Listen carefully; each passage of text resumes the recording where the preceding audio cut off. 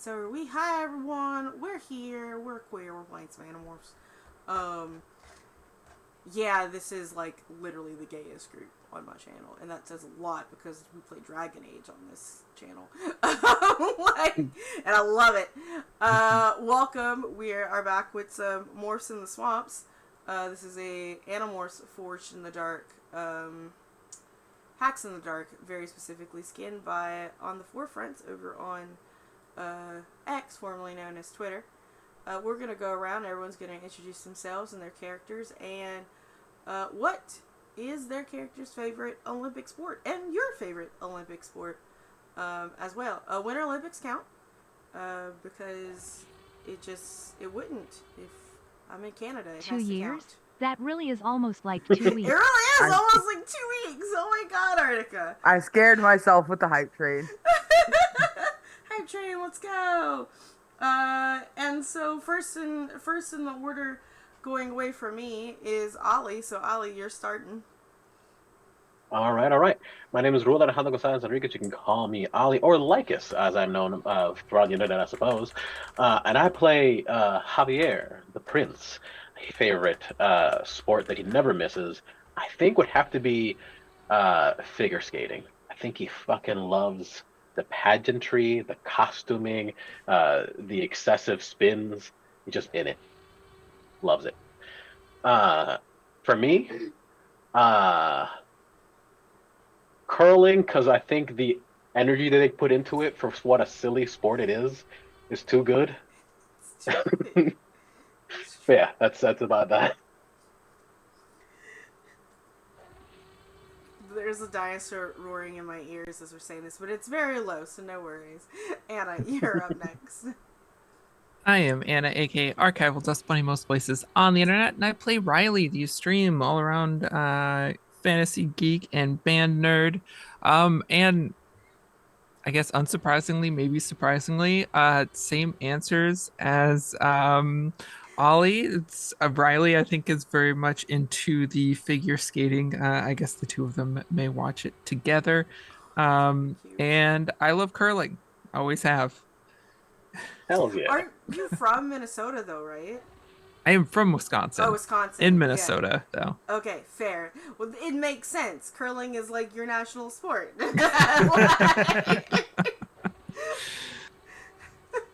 Awesome. Katie, you're up next. I'm Katie. I use they, she pronouns. I play Penelope, who is the Joker, who uses she, her pronouns. And I hate to do it, but also figure skating. Do a watch party, Animorphs watch party. I'm telling you, like, I can just imagine Penelope going over there being the third wheel for these two, but like not caring and being so into like Penelope being a cheerleader would completely know like what all the moves are called and like look, she's about to do a triple axel, like just completely. And specifically, she would love couples. Like she would be really into the couples figure skating. And like how they put on, like just like Ollie said, like the pageantry and how they put on a show and there's like a storyline and everything. Like, yeah, Penny would be really into that. I don't have a favorite Olympic thing because I don't really watch them. If like it's on, then I'll gravitate toward like gymnastics or any sort of like any sort of like pageantry type of thing. I don't really care for a lot of the real things sports. I don't want to say real sports because everything they do is real sports. I sit on the couch on my ass and do nothing and judge. So I cannot say real sports. Everything they do is real sports. But like anything that like I just don't gravitate toward things I'm not interested in. So like gymnastics, figure skating in the winter, things like that. Yeah, I don't watch the other things. I don't care. I just don't care. Oh, I have really been into the people who like it's become a big thing on Twitter, the shooting. That's pretty fucking cool. Like how they have like the specialized glasses and stuff. Like that's really fucking cool to me, but that's about it. And how now they're just they're making like fandoms everywhere. And fan art of them now. I'm just like, y'all are wild. There's a bunch of like anime and mangaka drawing the one guy too. The guy from Turkey, yeah. The guy Yeah, from it's Turkey, they're amazing. drawing Like- him, and I'm like, get it, like hell yeah. Nice. All right. Cool. Nielsen, you're up. Nielsen, I Yeah. use he, they pronouns, and although it hasn't quite happened, I do believe, the 98 Winter Olympics debuted snowboarding. So I think Tony would be very excited about that.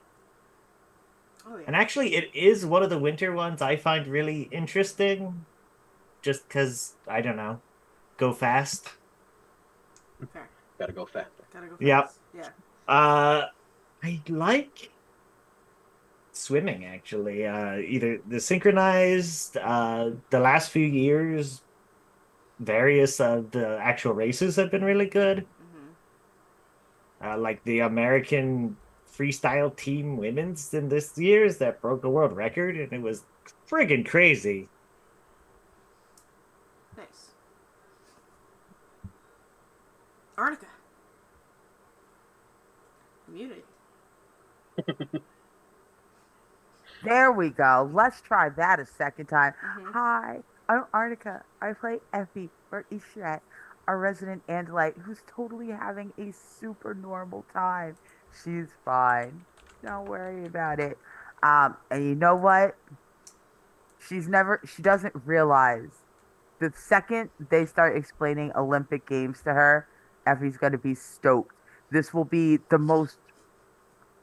biggest understanding between us because the Andalites absolutely have some version of warrior games, right? So she's going to be so into this, especially things that cannot be done by Andalites. She's obsessed with pole vaulting. Oh yeah. Because, like, grab the spear, got that.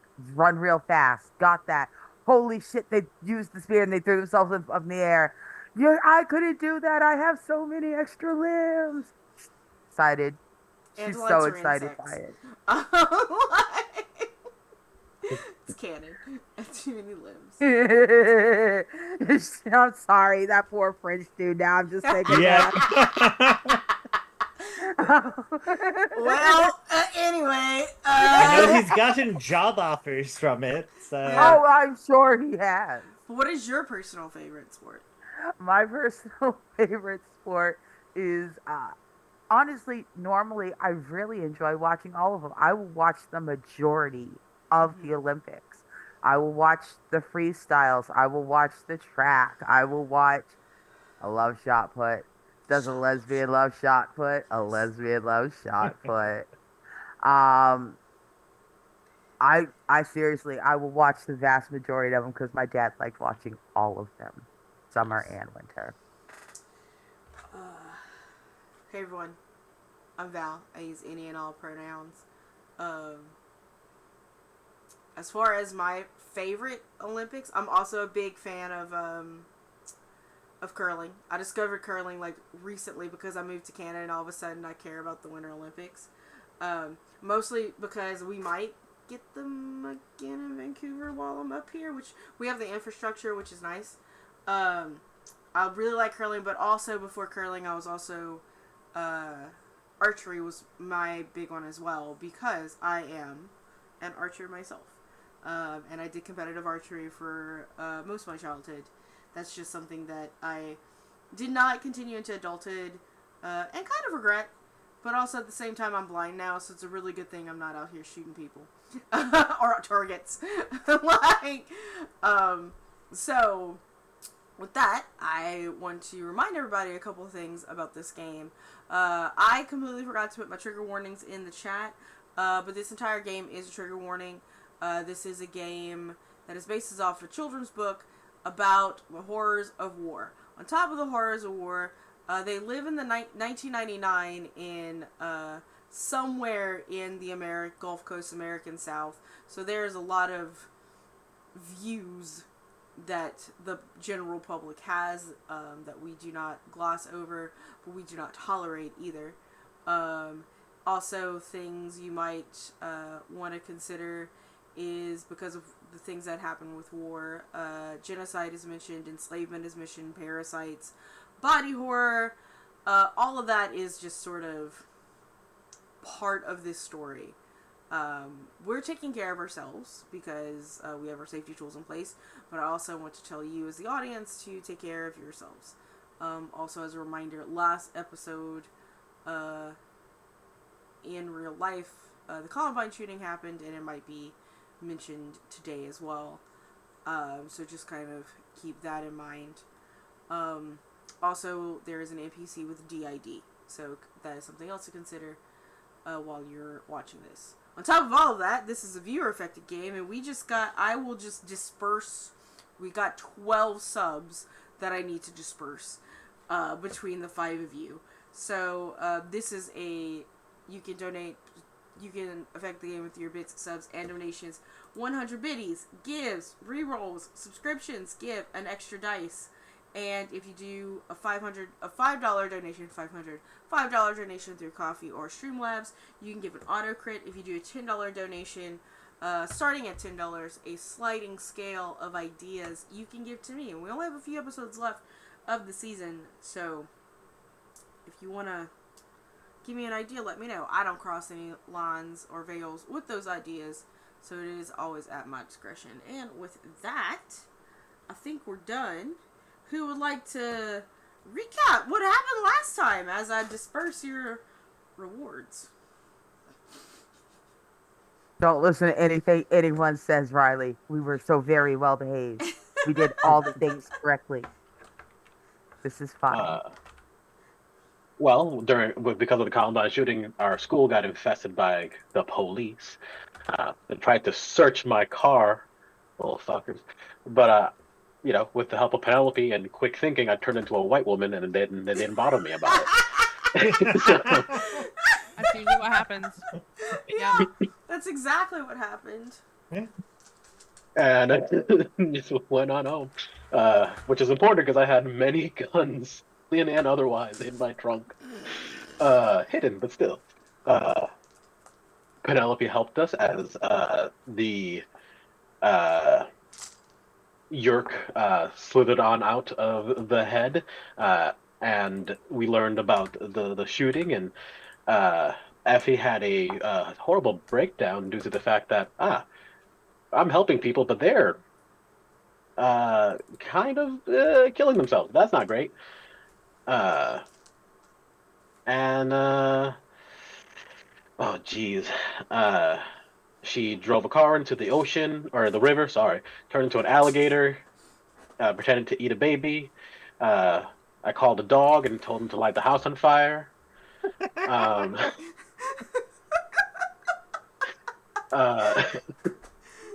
Tony honestly prevented just anyone from being too stupid. Made sure, okay, if he's gonna go do stuff, I'm gonna go watch, make sure it's okay. And then Penelope and I cried for a little while, in character, and it was my real face because I can do that sometimes. Uh, and yeah, then she left, talked to some mysterious uh, devil, and turns out she might be a villain in disguise. And that's everything that I can remember. Yes. Just a heads Okay. up, Ollie, you are breaking up just a little bit on your mic, so just I did catch everything that you did, but you're coming in a little breaky on your audio. But yeah, that is what happened. The question I have for Riley, the excuse for you not being at school, oh goodness, or it's my husband in the kitchen making me chicken nuggets, at school or anywhere else, was that you had a little stomach bug, you had a tummy ache. That's what your mom said. The question is, did you in fact have a stomach bug? Riley did not, because while we have seen her on screen willing to step up and murder people when needed, she draws the line at torture, and she did not want to be a part of what Javier and Tony and Effie were doing. So she distanced herself. from it. Okay, so with that, what did you do that Monday?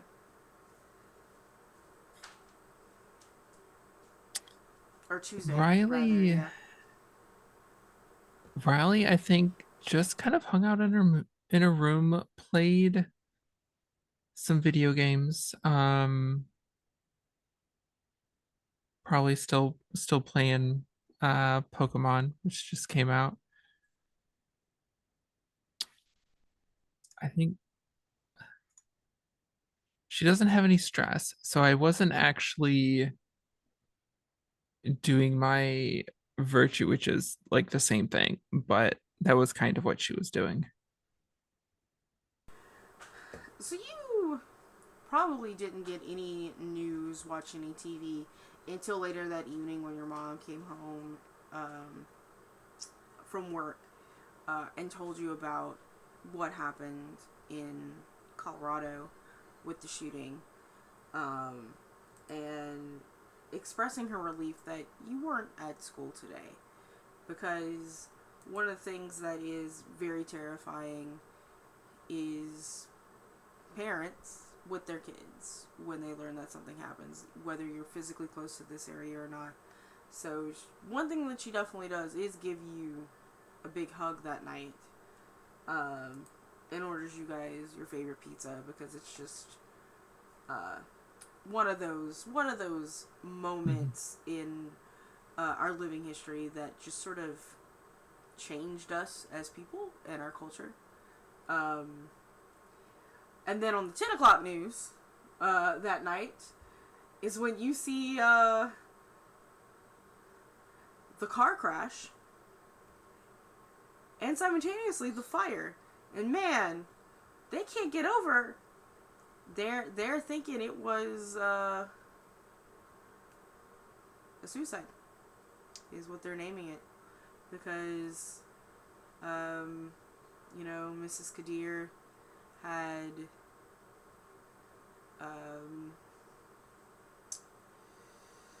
a mental disorder, and unfortunately that is being reflected, and most of the news is actually painting her as not in a good light because of this disorder, and because supposedly her child was in that car with her. But you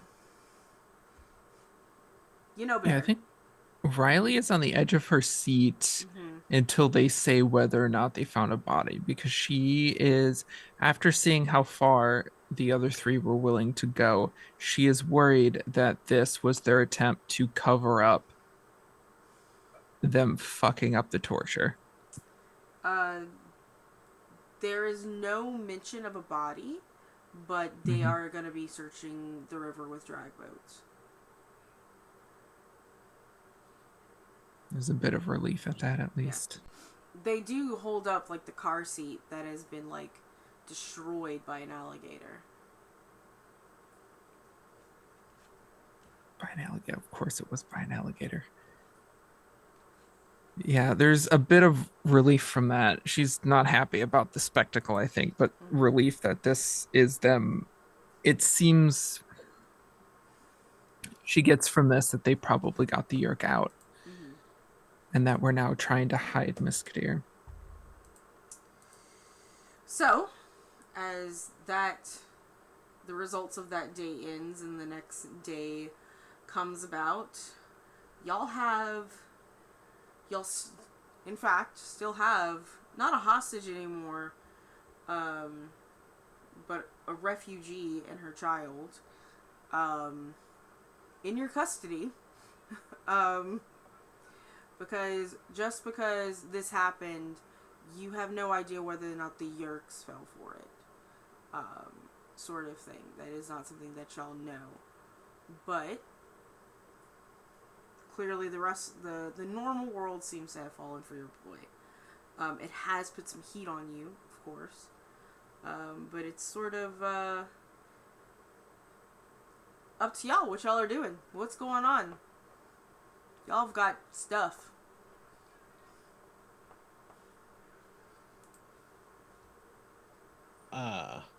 the Mrs. Kadir's still at the hideout, right? Correct? Yes. And Okay, so Tony and first thing. Effie are always there. Okay, cool. First thing early in the morning, I wake up like before my family does. I grab some like breakfast bars and things like that, shove them in my bag, and I'm going to the hideout by myself immediately, like before school. Gotcha.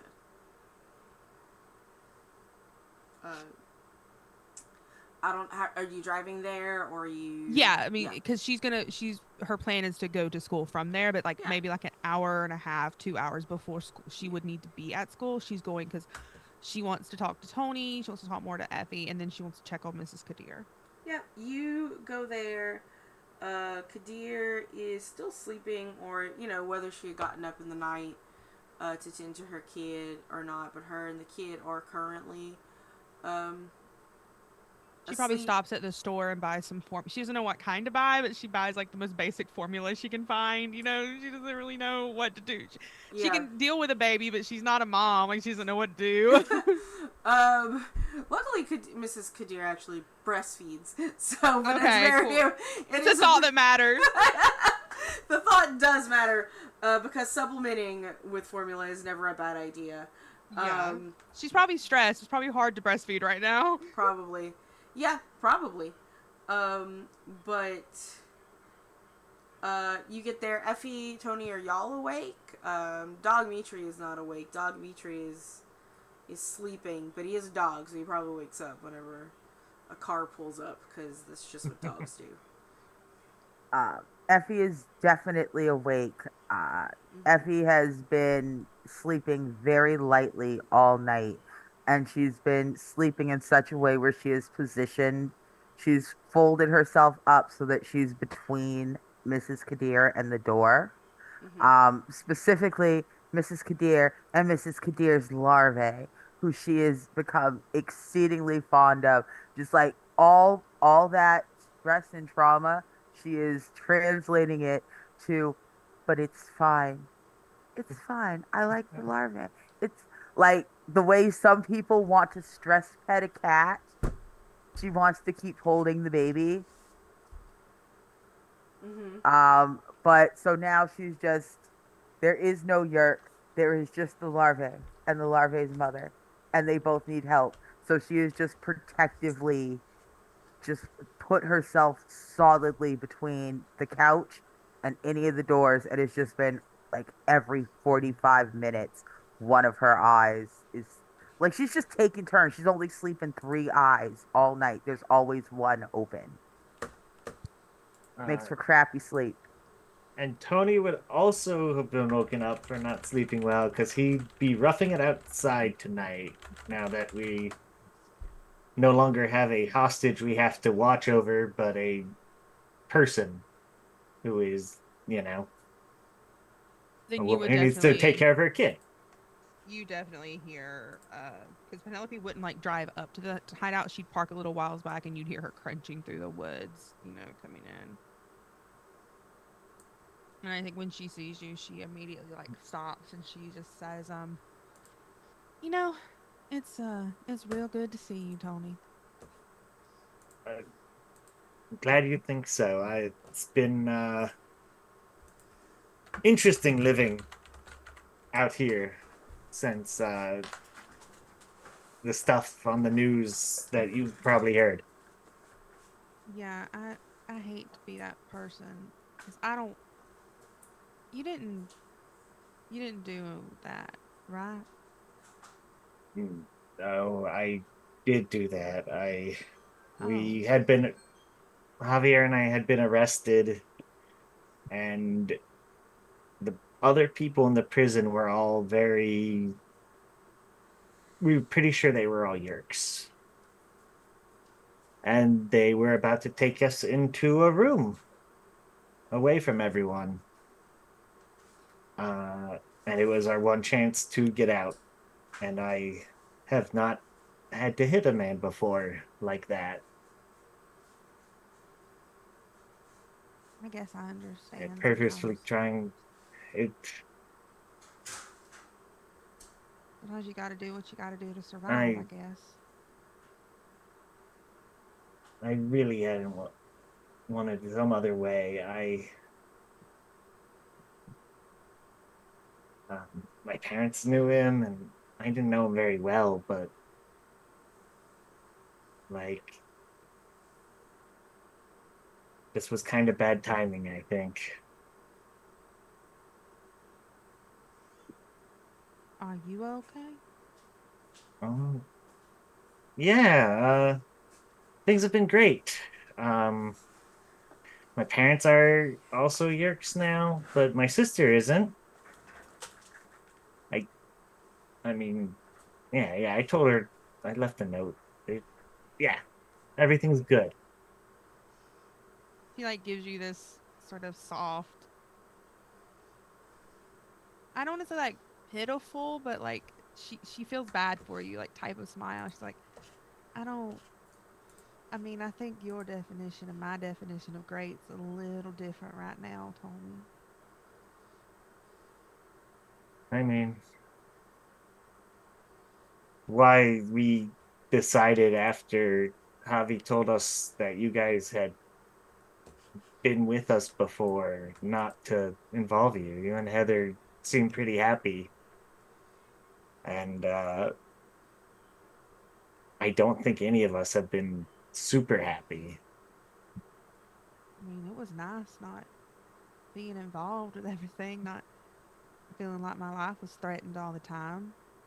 I uh I liked going back to cheer practice and doing other things and focusing on prom. I'm really proud of, working for the yearbook, and it's been nice not having that on my shoulders, but remembering everything and thinking about it now, all I can feel is some sort of massive guilt that I let all of you down because I wasn't here to help. You, you can only do what you can do. It's wasn't really your choice anyway. I mean, sounded like you and Javi talked, so, and Riley and I weren't exactly thrilled when we found out what he had done either, but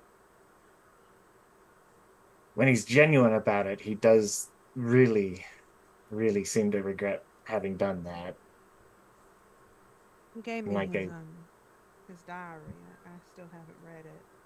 no, I don't know if I want that sort of insight into his thoughts during that time, but he did apologize, and it felt like he meant it. it's tough to read sometimes, but it seems like he just hasn't had an opportunity to have a lot of friends, and I think he doesn't quite get it all the time. Well, he's sort of an asshole. He brings it on himself sometimes. I mean, that can be true. This whole thing has definitely shown that. Oh, you have groceries. I mean, it's just like breakfast bars and some oatmeal and things like that.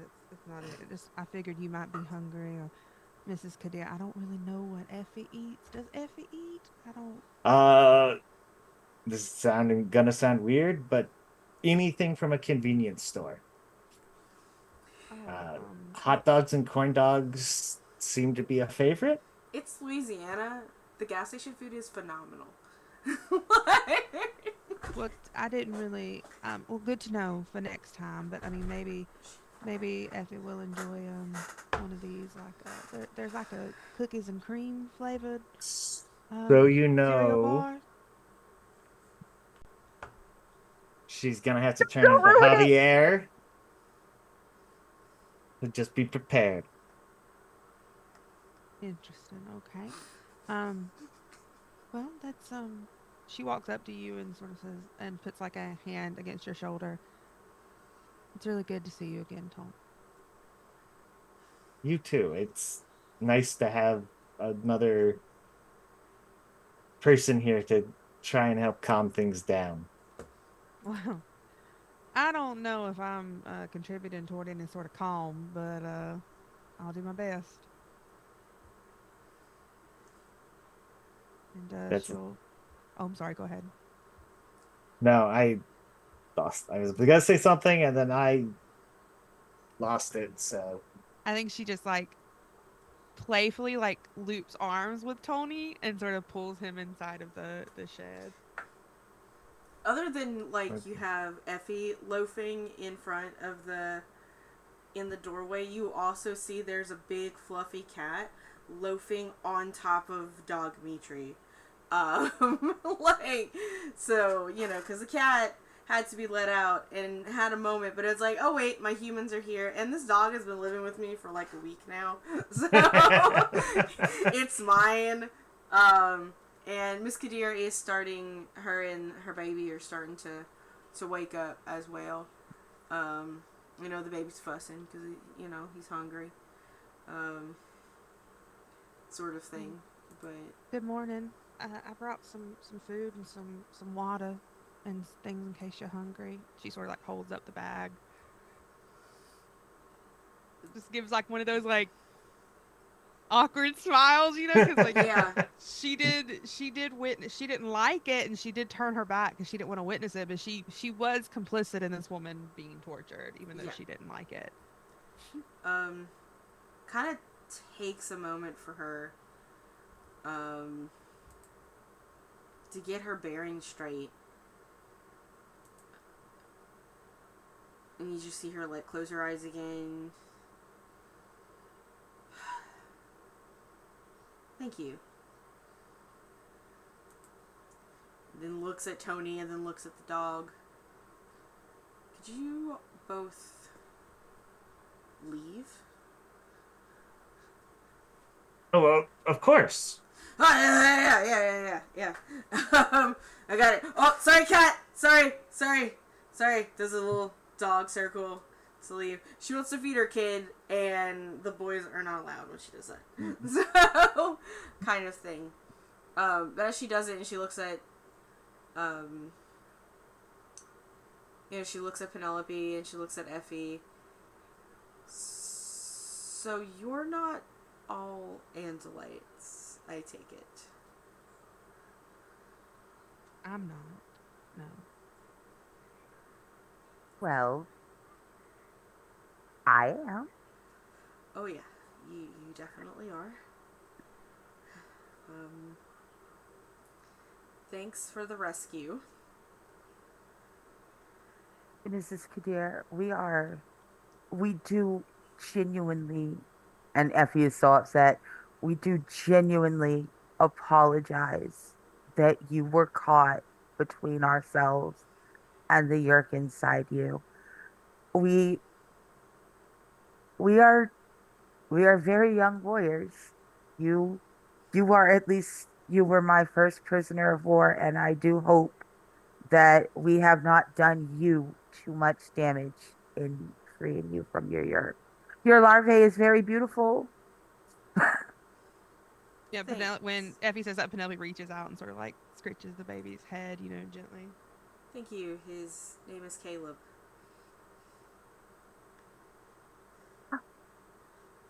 Please answer the survey when we're done. Sorry, Anna. That terrible. I love it. She nods and she's like, it's all right.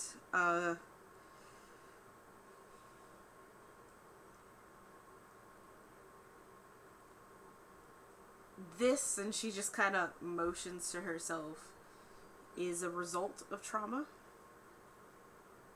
So I'm sure my system will find a new way to cope with the new trauma. Um, Well, did you if really burn down my house? I I did not know how else to keep them to come looking for you. We have to buy a couple days, just a little bit of time where they may think that perhaps the yurt controlling you was unable, for whatever reason, just enough to give you time to get free. I had I had the dog get this for you. We couldn't keep much from the fire. It would have been suspicious, but this is all paper, and paper would have burned anyway, I think. And Paper. Effie reaches around behind the couch and pulls out Mrs. Kadir's wedding album. Mm-hmm. It's got a couple pictures from her. She's been tracking the pregnancy in it, but it's got the last picture of her and her husband before he Mm-hmm. died. It's got their first pictures, and she just kind of very, like, it's a shame everybody else is outside. Penelope is the only one witnessing the humbleness of Effie right now, the only one who doesn't understand just how shamed this Andalite is with her quiet, humble behavior, is the only one seeing it. Mm-hmm. It's like, this is for you. Thank you. I really appreciate it. She doesn't open it. But she knows what it is. She doesn't open it. Honestly, it was a clever plan. My biggest regret is that I am not there to, um, for the insurance claim. Penelope does let out a little laugh like that. So, maybe, no, because when the war's over, maybe knowing insurance companies, they'll just say it was fraud. um, but, speaking of, and she looks around this concrete shed that's left over in this old abandoned World War II training camp. I can't stay here, and I need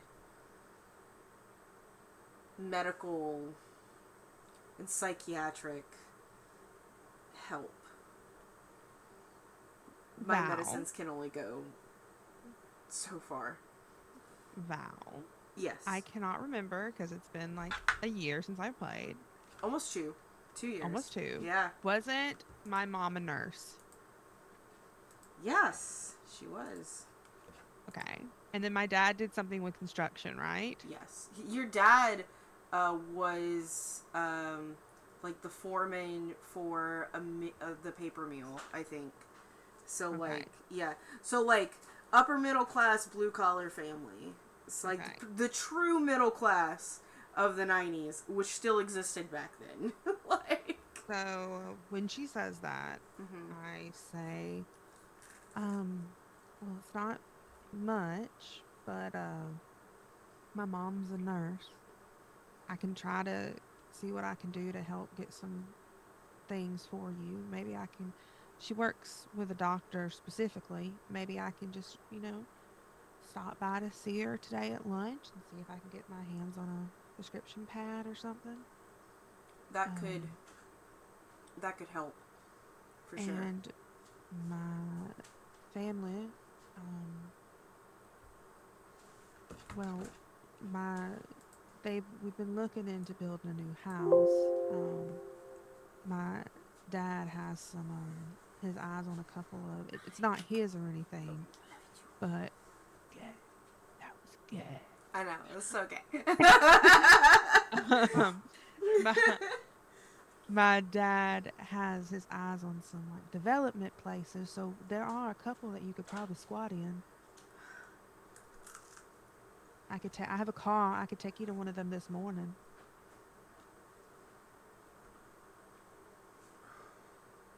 At that, Effie's gonna put her hand up and shake her head. Until we are certain that the Yerks are not looking for her, that they have not figured out that we have tricked them, she must stay here. Effie, Ah, there no one's gonna know where she is, especially in some random development. If anything, it'd be more dangerous for her to be here. Tony can stay with her. I mean, you could even stay with her. they are the police. They are named. They are everywhere. Penelope. Trust me, I do know that, but she can't stay here with baby. Well, This no, this she place isn't can't. safe. Um, there are there are other options that are safer than ourselves. Um, and we will. I know if Javier has not reached out to them, that Riley will. We just, I don't know how to get a hold of Riley. I do not know why she did not come yesterday. I How's think about she, this? I'll just take the day off of school. I'm really good at finding out if people are yucks or not. I gotta move, Arnica. I'm really good at finding out if people are yucks or not. At least these houses are sort of set up to people to look at them. So they've got furniture, they've got plumbing, all that sort of thing. At least maybe she can take a shower, have a day, she can get her bearings about her. We can take her to one of them and I can just keep an eye on her. I mean, like I said, you can be there too. I'm not saying you can't come if you feel uncomfortable, I have not but had a shower in 5 days. she right. needs And some sort of she needs something to make her feel human again. Effie's looking, and poor Mrs. Kadir, she is visibly dirty. And her hijab, Effie still hasn't translated the word hijab. She knows it because she's been Mrs. Kadir. And in her head, she's just going, holy extra hair. Mm-hmm. Her holy extra hair is dirty, which means her regular hair is probably dirty. And the larvae, is starting to not smell sweet. The larvae is starting to smell, and it still smells good, but it also smells funky. So she sits there and she's looking at Mrs. Kadir, and poor Mrs. Kadir is looking dirty and exhausted and tired of being held prisoner. And she's looking at the baby. The baby is just fat and beautiful. And she's looking at Penelope, and Penelope looks so reasonable. And she thinks that surely this is what Riley would do. This seems like a very sympathetic thing to do, to take this lady to a hidden place where she can take the showers and without Tony and Javier, because she is not supposed to be around the boys all the time. It is stressing her out. And if he goes, we will you get I think Riley is very mad at us, but Riley would not be mad at you. You definitely have not done this. If I go with Mrs. Kadir to your safe space to guard her, will you let Riley know where we are? Javier is our prince, but Riley maybe has better ideas sometimes. I'll I'll take the both of you there. I'll let Tony know the address. Then I'll go to my mom's clinic and I'll go in and I'll do a little have you ever heard what a spy is, Effie? Yes. I'll do Yes. a Riley little is very good at being a spy, except for when she is not, but most times she is very good at it. Okay, well then I'll be like Riley. I'll do a little spy work and I'll get some I imagine it's like I know like even now my doctor's really bad about this like prescription pads that are already signed like Mm-hmm. like it Mhm. was really bad in the 90s and it's still not that good today, but Mm-hmm. like I'm imagining that the doctor her mom works for is bad about it. So she's like Mm-hmm. thinking in her head, I can get a prescription pad and we can make this work. So I'll go to my where my mom works and I'll get something to help Mrs. Kadia's medical issues. And I'll come back, I'll bring some food, and Mrs. Kadia can take a shower and and she looks at Mrs. Kadir, I'll bring you some. Do you have a certain scent you like? I can bring you some shower gel. You might just wait an hour or two, but at least you can I do usually your hair. just use herbal essence Okay, okay. and I'll get you Safeguard some. Okay, antibacterial. and I'll get you a toothbrush. I bet you want to brush your teeth so Oh bad. yeah, please. Yeah, Some Q-tips um, for my ears. yeah. I'll get you some lotion. Penelope just going through the list of things she would want if she'd been kept hostage for like a week. Yeah, yeah, Yeah. yeah. Like clean socks, maybe some panty liners. I don't know. She's thinking like how she's probably gonna raid her mom's closet and get like a nice pair of like Mm-hmm. sweats, a nicer pair of sweats and a shirt, something that she can Yeah, probably like an old Celeste pair of running is shoes. Yeah. 28 years old. Like she's in her late 20s. She's not, um, you know, which I know, like, for teenagers, almost 30 was ancient back then. But she's not, like, in her 40s or 50s. She's like, probably a decade younger than your mom. Well, it's just because Yeah. Penelope just doesn't want it to be weird seeing her buy clothes that she wouldn't wear herself, so it's That's safe to fair. get it from her mom. That's fair. You know, her mom's probably the type of, like my grandmother, that still has clothes in her closet that has tags on it, so she can grab something her mom will never know. So she looks at Effie and she says, "Give me just a minute, okay?" And she runs outside to Tony and Don Mitri and she says, "Okay, I've got a plan. I'm going to take Mrs. Kadir and Effie. There's a development that's relatively new on the outskirts of town. I'm going to take them there. It's sort of got staged houses looking for families to buy them. I'm going to take them there.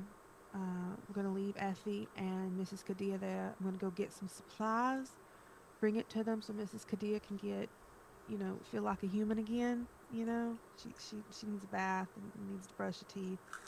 I'm going to leave you the address so you can, if Harvey and Riley come through. And then I'm going to go where my mom works and try to get a prescription pad so we can get Mrs. Kadir some medicine, okay?" Sounds good. Thank you. Yeah, of course. Like I said, I wanted to help. What's really good about today, specifically, is that your day at school, especially the first, is actually going to school is optional today. There's just a lot of kids that are just choosing, or their parents are just choosing to not send their kids to school today. So having teenagers staying at home or running amok, not even amok, but like maybe be in the mall or just being in public places today, would not be weird or suspicious, because it's just like, let's not do that today kind of thing. So Riley and Javi, it's kind of like up to either of y'all, because normally y'all switch and kind of carpool with each other and, just do a little switcheroo to save gas. It's kind of up to y'all. Is there any contact before y'all in the early morning when y'all learn that school is open but optional this morning? What are y'all doing? I think Javier wants to go to school today. Okay. Last night before on his way home, I think he would have blown around Riley's house and just like late night given them like the basics, like informed them of, here's what happened today. If you need us and need me, you can reach me at home. I can be back in a moment. That sort of thing. And then he flies off, in his little bird form. Riley, Riley, are you going to school? Or are you staying home again today? I don't think she's going to school now. I think she's going to go to the hideout because it seems like what they were doing is over, and she was gone one day and they set a house on fire and drove a car into a river. She doesn't want to see what happens when she's gone 2 days. So she's going to head to the hideout.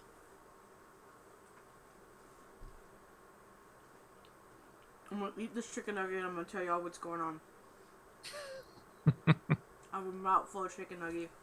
He made me too many. That's okay. He loves me. That's why.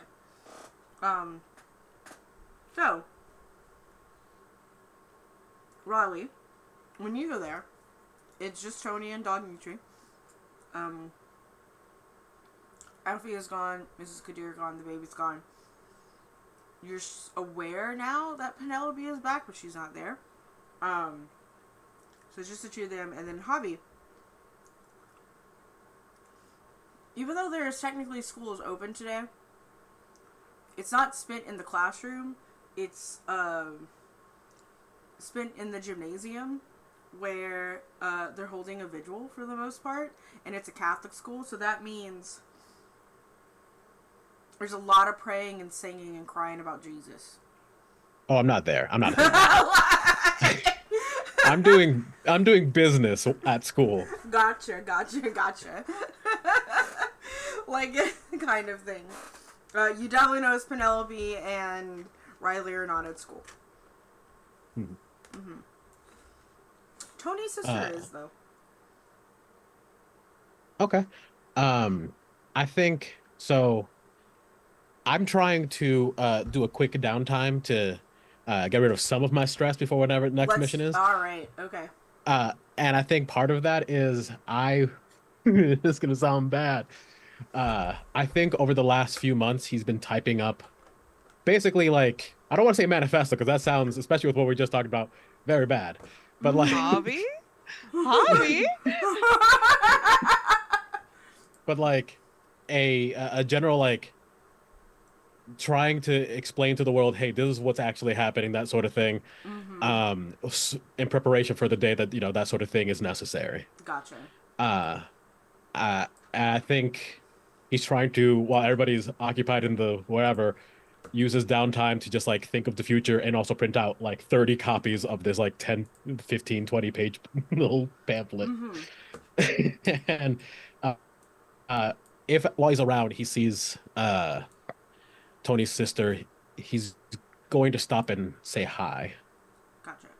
So, for your downtime activity, which is doing in your ambition, which is your virtue, you also, the way that it works is you roll the number of dice in your lowest attribute, which you have 3 in all of them, so that's cool. And then 1, 2, 3, 4, 5. I just picked up a hunt, so now I'm balanced out. Nice. Finally, Nice. have the ability to use a gun. Nice. So you roll 3, and you take the highest. If you roll more than 5, unless you crit, if you roll more than 5, then you overindulge. So keep that in mind. So if you roll a 6, you overindulge. But if you do crit, I will say that you just clear out your stress completely, because it's a crit and you should get punished for that. But yeah, go ahead and roll your 3 dice to see how much you clear. All right, first one's a 3. Second one's a 5. Uh-oh. I don't feel good faith in this last one. That's a 6. Congratulations. It's gone. Your stress is gone. You're officially overindulged, and you are into this manifesto that you are writing. That's not a manifesto. I don't know. You overindulged. You It's a manifesto now. It is now a manifesto. It's a manifesto now. I need to check and see the overindulgement rules real quick. So I think it might mean you might not be able to participate in the gather information roll this session. Oh, shit. Yeah, so because it's like it kind of puts you out of the session. When I say it's going to put you out of session, it just puts you out on any dice rolls that it will affect. You still get to interact with people and play. But let me just check that to see. That's not what I need. I need my cheat sheet, please. Thank you.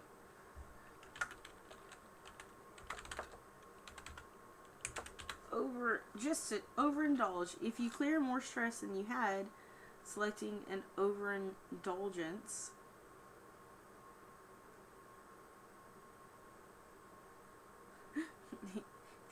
I didn't realize that this was something that was in there, because we have definitely not been playing this.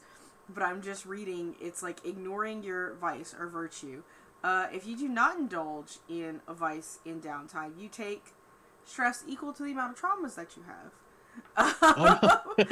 We're not using that rule, and I'm not going to start using that rule, but I was like, I didn't realize that was a fucking rule until just now. So, it's fine. But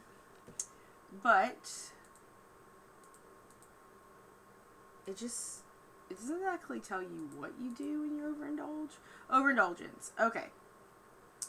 So, Okay, we have options with overindulgence.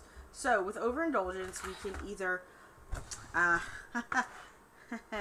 attract trouble, brag, lost, or tap.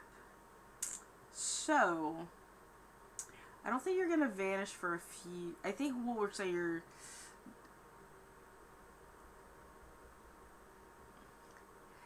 You know what?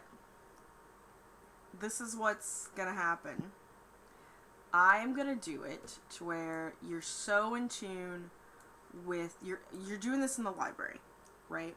You're typing it in the library, and you are so focused on typing this that you don't notice that somebody has looked over your shoulder and has gotten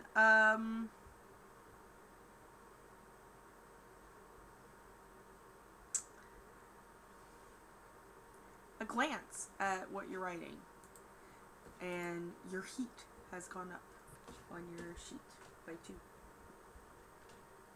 2. That is so now you can still participate in all the other things, but your heat has gone up. Right. Can I, by chance, still stop and see Tony's sister? Yes, absolutely. When you're done with your, probably around lunchtime, when you're done in the library, you you see her coming out of, everyone goes to lunch and you see her towards the end of the lunch period, and then people are actually seeming maybe going back to class at this point. A lot of people are doing their homerooms and stuff like that. It's a very for the people who are at school, it's a very chill day. But you do see her. Yeah. So Javier, with a backpack so full of paper that it is genuinely difficult to lug around, uh, just pages and pages of prints, uh, he is going to just kind of run up to her. He's like, "Hey, Looks really surprised. Who are you and why are you running up to her? hey, sorry, didn't mean to surprise you. You're Tony's sister, right?" Yeah, what of it? He was a good friend of mine.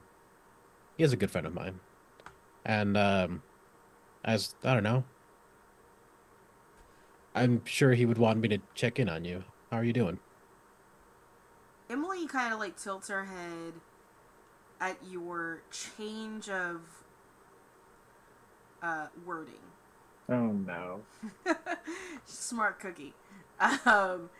And is like, it just grabs your wrist and pulls you into the girls' bathroom.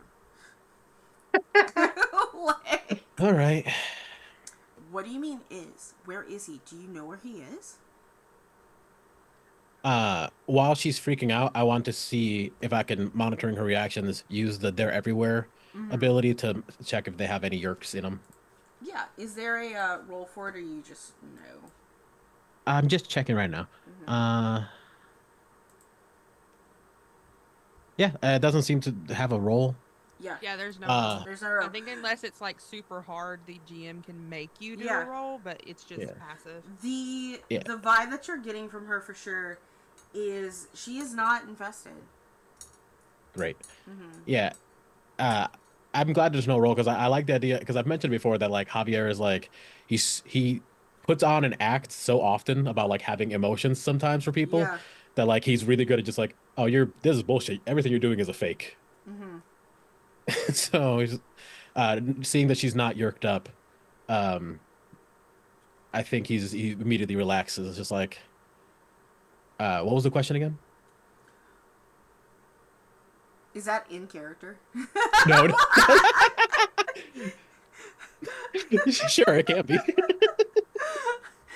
And she's like, she just like shakes you, like she's like half your size, 14-year-old white girl. Okay, just like shakes you, and like by your arms. It's like, What do you mean is? Have you been talking to him? I've tried to reach out, keep an eye on him. Uh, he seems safe. I don't really think I can tell you much more than that. Roll something. Do you want me to sway her, consort her? It's a Okay, not fortune consort. roll, so you roll however you feel you would do best in. Yeah. Yeah, I think I'm trying to sway her because like I'm trying to take her from having one emotion to another. She's hyper focused on this. Yeah. That is a 5 and a 6. So that's a success, Yeah, baby. that's a success for Uh, sure. Wow. I think yeah, he just like he sees that she's freaking out. I was like, I understand. It's it's scary and he's not around. And he's okay. You can you can believe that. She lets go of you and takes a few steps back. And she sort of like holds her own arm to the side and looks away.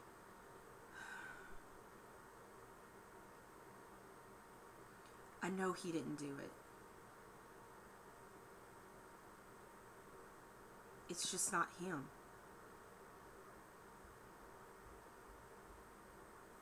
I know that he didn't do anything wrong.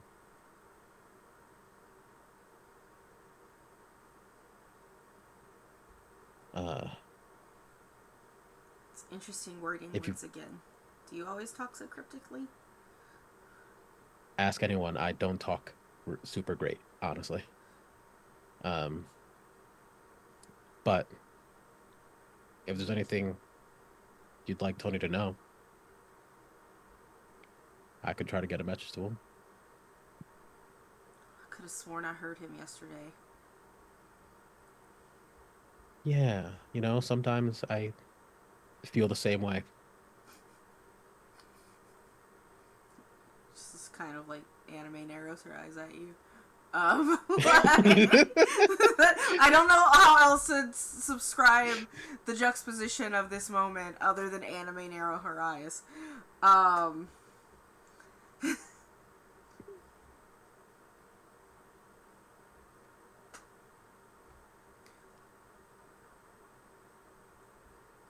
You can tell him that I want to know more about the note. Okay. I want to know everything. Okay. Uh, I'll try to get that information to him. And then he digs around in his bag and gets like some earplugs. Mm-hmm. Maybe consider wearing these around the house.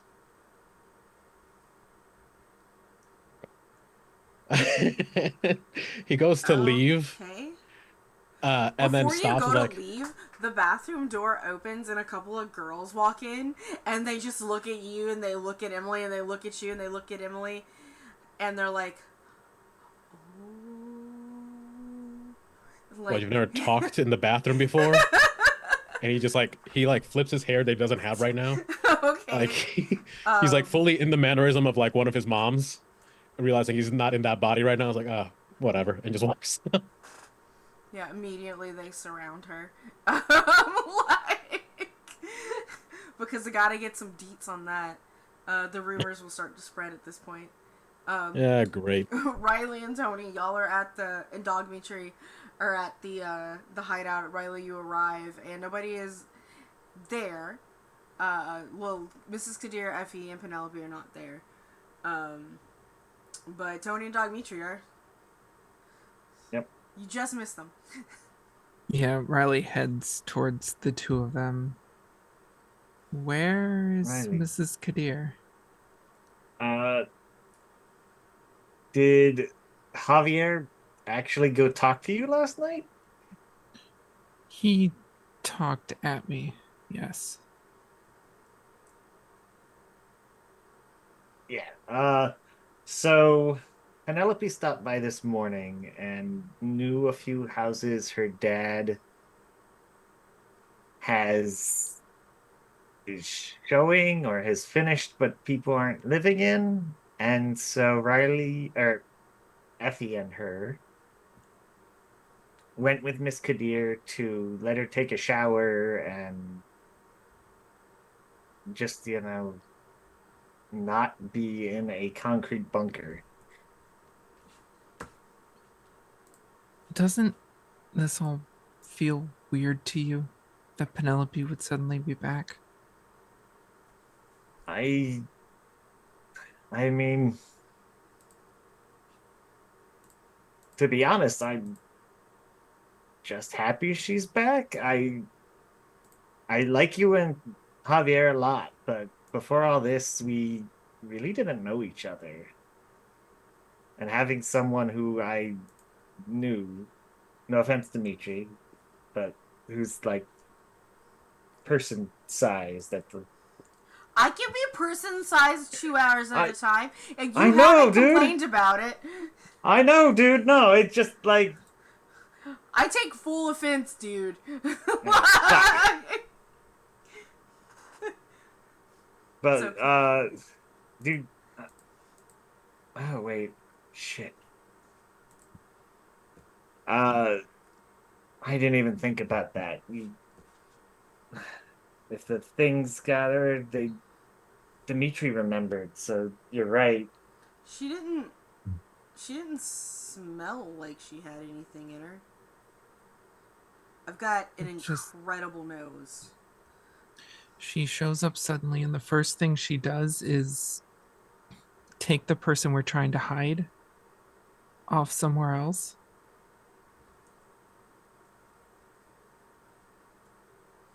If she was going to do something bad to her, I would trust Effie enough to at least make a big enough spectacle that we know about it by now. We have the address, Riley. We Yeah. can go. I think we may want to check in on them. Tony, you haven't noticed anything strange about her? Uh honestly, the only strange thing is well, not even that strange. The She's definitely not pleased with Javier. She had said you and I were still her friends. Uh, and this morning she seemed very chipper, if which is pretty normal for her.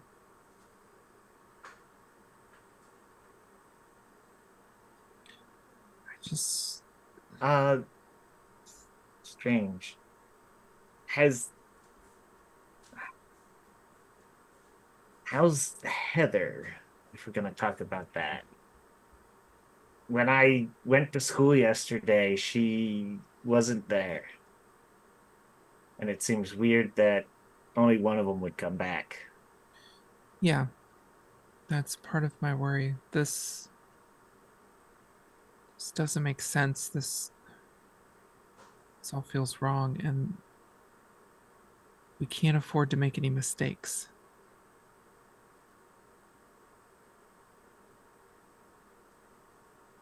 I I think that ship's probably sailed, but hopefully it wasn't too bad.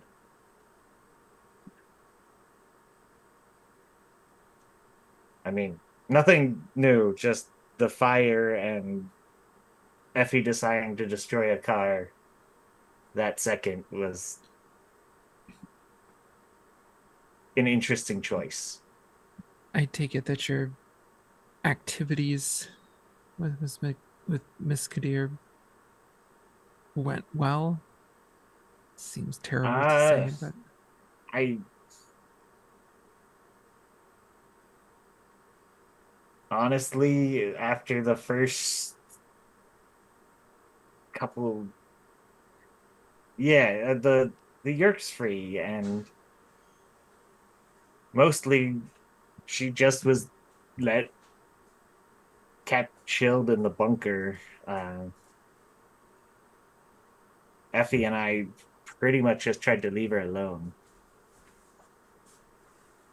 So it was just Javier doing all this then. Oh, no, no. I mean, at first, Effie was very into it. She just had to go to the house. And I mean, I was there and wouldn't let him do anything like hurt the kid or like anything to hurt her, but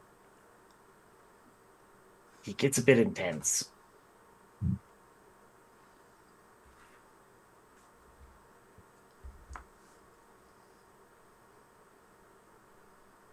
And I mean, like, tying her up isn't really that cool, but I don't really know what else we could have done.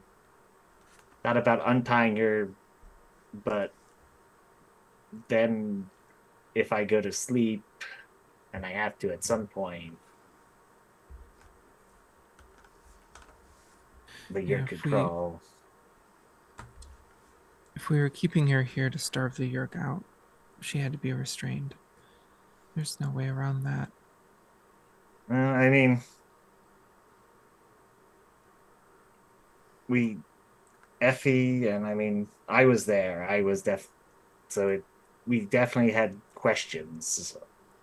Uh, I don't think they got anywhere with it. That I remember. We've been trying to give her medicine. I think she's herself right now. Like, not the one the Yerk had made a deal with, but her normal self, her regular. I don't really know the word. Does none of this bother you? Am I the only one drawing a line here? No, I a lot of things bother me, but I think it's for the good of people.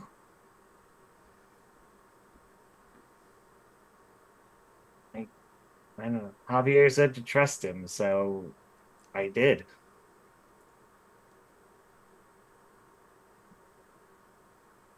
Don't know if I even recognize him anymore.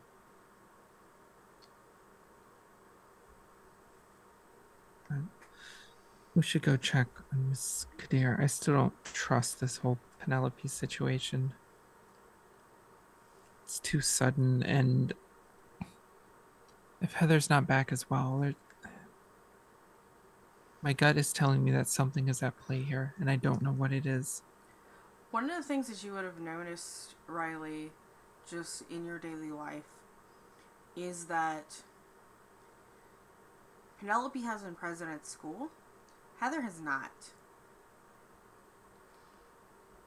This whole time. Just Like, since yeah. the space incidents? Yeah. Interesting. Luckily, because you guys have the address, y'all are able to drive to this house without. Can I have? Yeah. While they were doing all that, I dropped Effie and Mrs. Kadir off. I ran to my house real quick because I don't think I lived that far away. Probably not. Yeah. I got like a lot of like I got some clothes, I got some more food and like necessities and stuff like that.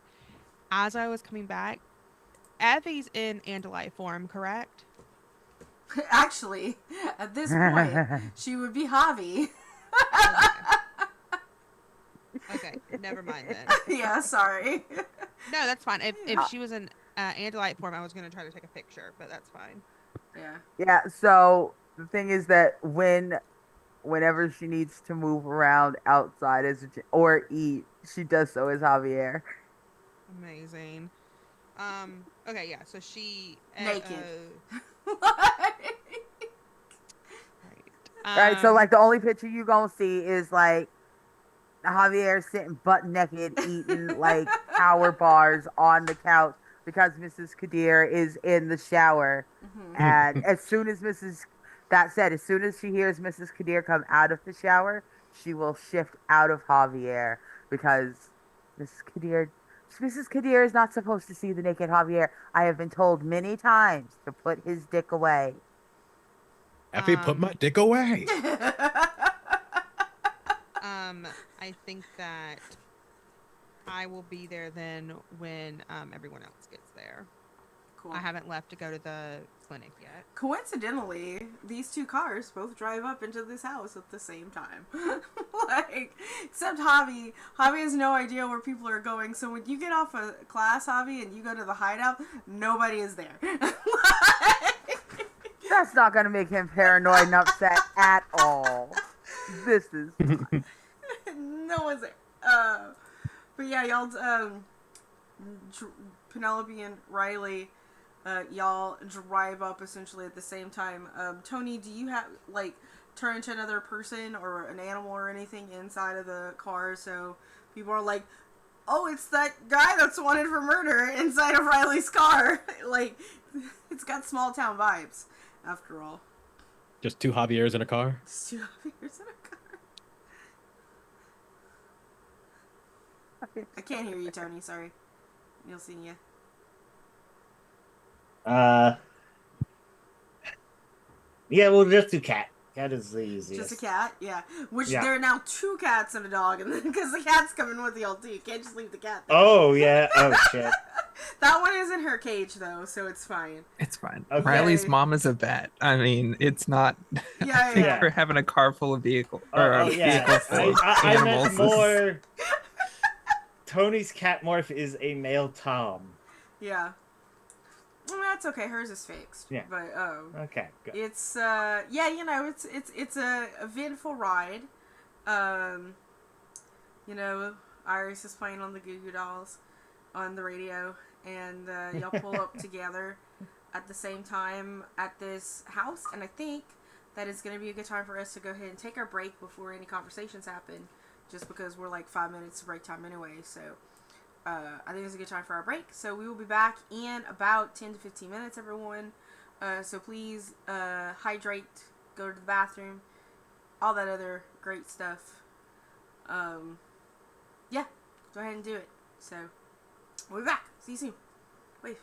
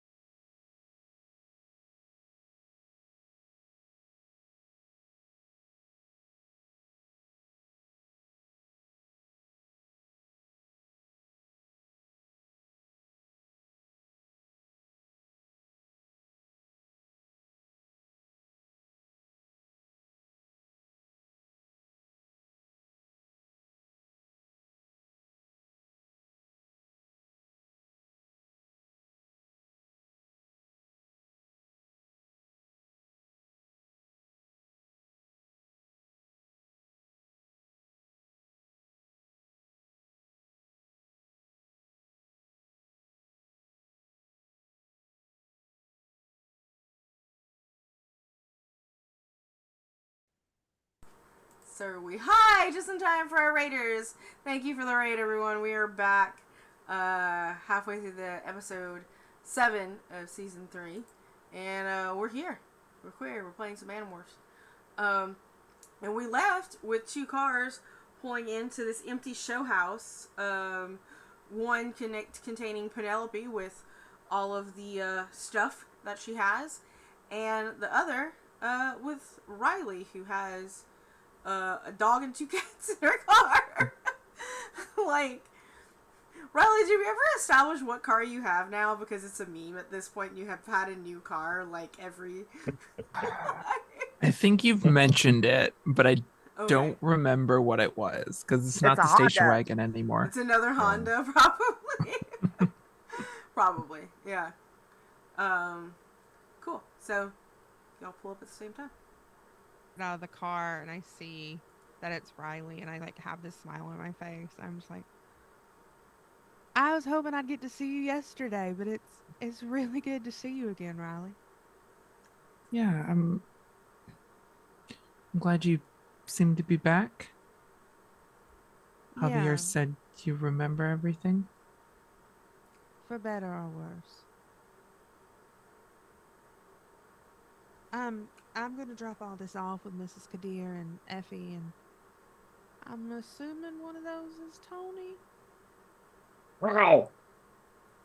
All right. Then I have to go to my mom's clinic to pick up a prescription. Oh, not really pick up, I guess more procure. Do you want to ride with me? We can catch up. I'd also probably need some help, like a distraction or something. Yeah, I can come with you. Let me get Tony inside. All right. Yeah, we She's can gonna go. follow anyway because she's got all bags of stuff. Mm-hmm. Y'all come on in. Effie is just Javier, naked in the kitchen, eating snacks. Effie, please. There was no one Pants. here. She was in the shower. And Effie's shoving as much in her face as possible so that she could start the shift back because she doesn't even. She left her Javier pants at the.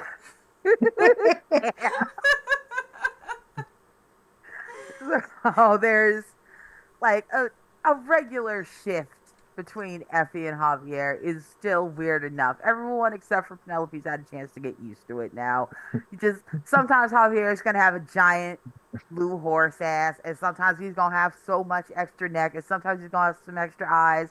But everyone else has got used to, oh, that's incorrect. Except for Penelope today, you get to see Javier's face turn blue, but not like he's dyed blue, just bright blue. It's the wrong size. Chipmunk cheeks out to here as I'm trying to desperately chew and swallow while I still have a mouth and jaws. So I got like Javier's face, it's Andalite Oh blue. God. Andalite ass, like wrong number of legs. I'm working on it. I'm trying to keep my face as long as possible. The second I finish chewing, though, boom, Effie, a little bit sweaty. With a she sees all this and she says, "Okay, I'm gonna go wait in the car, Riley." And But I have put his stick I'll be away. out. as I'll be out out, soon. as I go out, Mm-hmm. I want to take a picture through the window of this Andalite. Yeah. Go ahead Roll and for give it, me if I a need fortune to. roll, because I just want to see if anybody inside notices. And you can use a skill, obviously. Yeah. I think I'm gonna use finesse because this would be me like trying to, So So I Riley roll- is suspicious. Put that out there. Yeah. So I would roll 2 because I have 2 in finesse, right? Yeah. And you can push yourself for stress or take your devil's bargain. It's up to you to get another one. I'm going to push myself. Well, we also have extra dice. Oh yeah, You I have do. a lot of shit. You have currently, you actually have 6 extra dice. So I'm gonna take 2 of those. just take So I'm gonna 2 of roll them. 4. Nice. Damn. So I rolled 3 6s and a 5. 3 6s and a 5, that's a crit. Nobody fucking sees you. You remember to turn off the flash. I turned off the flash, and then I think it's like through the kitchen window, like like the window over the sink. Yeah, I just sort of like snap a couple quick pics, and then I sit in the car like I said I was. Mm-hmm. Nobody Damn, sees I you. forgot that I had that. I knew I had dice, but damn. Well, we got 12 subs. Yeah. At the beginning, so Emma Right, gets 10. So everyone got 2, and then there were 2 extra floating around. I just rolled a d10, 1 through 5. Y'all each had 2 different ones, and it was you and Arnica that got the extra ones. I've been lucky because I got extra one last time, I believe. Mm-hmm. So, but yeah. Good. But cool. So yeah, nobody notices. Once Penelope is out of the house, I'm not a fan of this situation. I don't trust what is happening. There is a place that we can send Mrs. Kadir. Someplace she can be safe and away from here. I don't trust Penelope being back yet, so I don't want to mention it to her yet.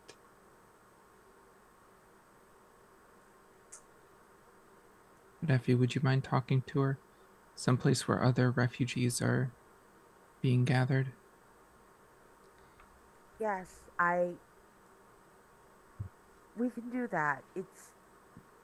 I was hoping maybe, I did not think that I would be the right person to call, but I was hoping maybe someone who had been less suspicious of the dog's sister would ask for me. Oh, do you want to call Riley? I was gonna give Javi the emergency phone and make him do it. We don't even have to call her. The other team in California, they have a place. I've already spoken to them. Their numbers are also on the emergency phone, I think. Yeah, there is a number on the emergency phone, wherever it goes. So, because y'all have the Nokia. They offered an escort or a pickup. Mm-hmm. So I guess talk to her, see if she's willing to travel to be safe. I think she will. She is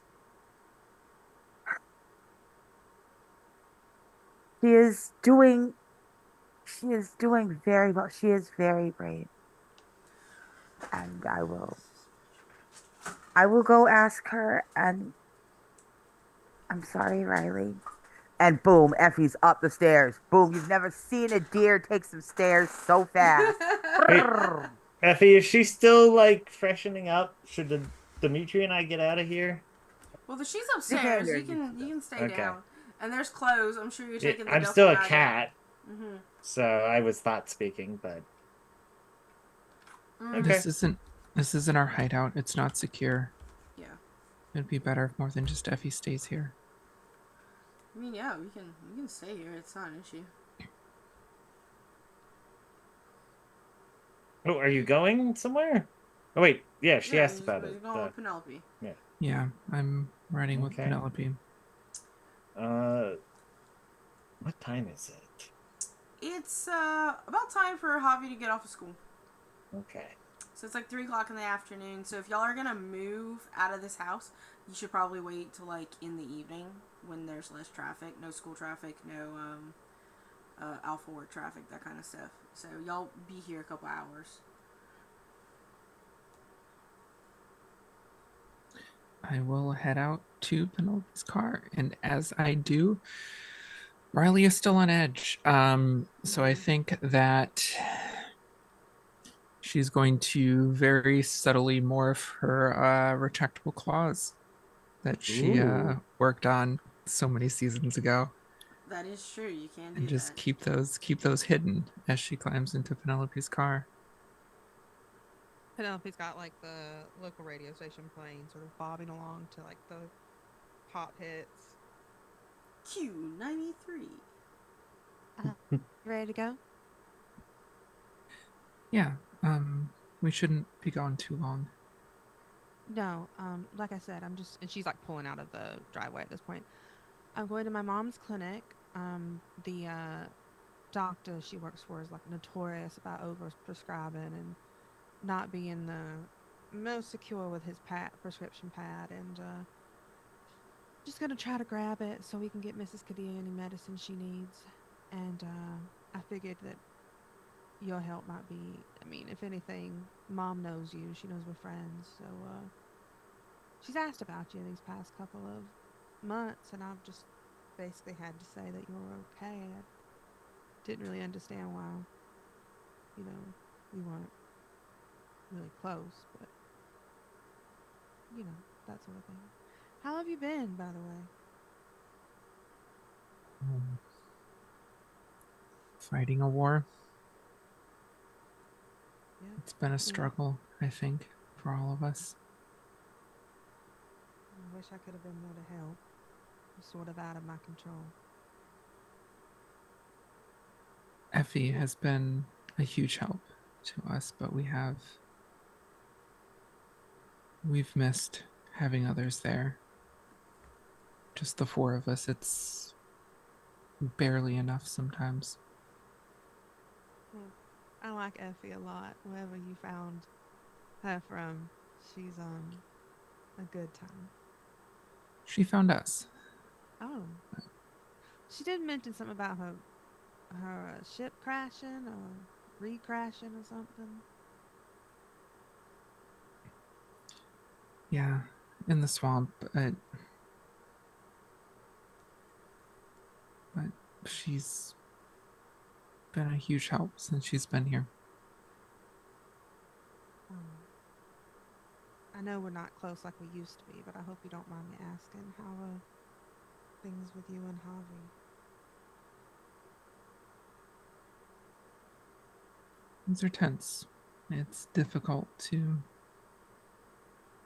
hold the relationship together in these situations, I think. We're both driven to fight this conflict, but we seem to have different methods that we're okay with. Yeah, his tend to lead toward a lot of violence.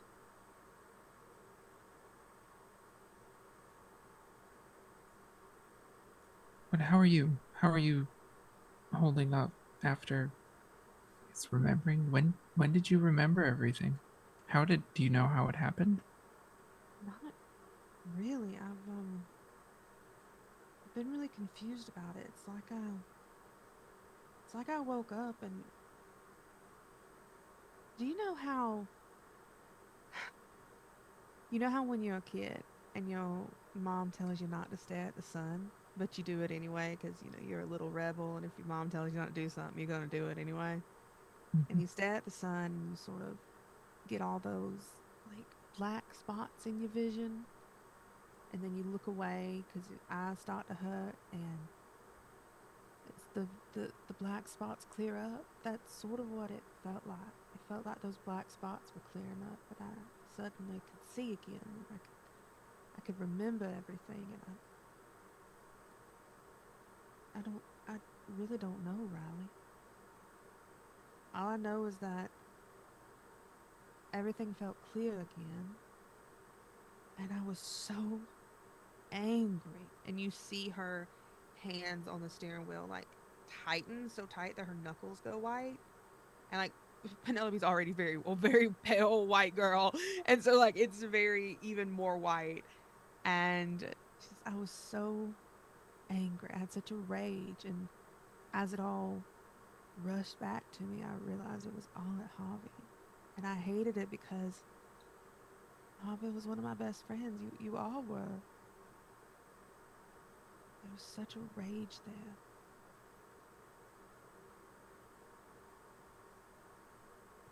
Is that rage still there? He apologized yesterday and sort of tried to explain himself. And I honestly don't know if I can answer that or not. There's still something there. I'm still very angry at him, and I feel betrayed. I mean, how would you feel, Ryan? I would feel the same. I think that answers your question. I don't know when it's supposed to dissipate. I feel like it's like grief, 7 stages, 8 stages. I don't know how many stages there are. Same amount of stages of rage, I guess.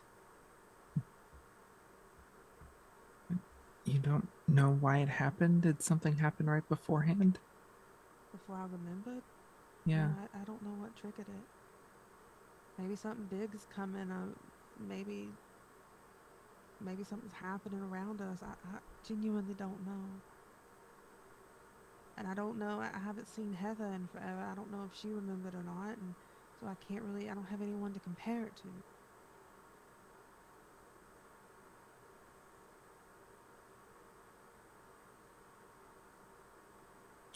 After Javier told us everything, that seemed like the cruelest part of it. Was you and Heather losing all of that.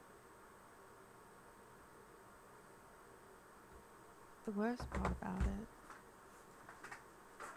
is that I lost all of you. Like, I could still talk to you in school and it was fine. I mean, you were all my best friends. We all had something that nobody else had. And it was under the worst conditions. I admit that. We were fighting a war. We had trauma together, but we all had something that nobody else had, and it made us strong, and it made us bond. And for a long time, I remember feeling so lonely,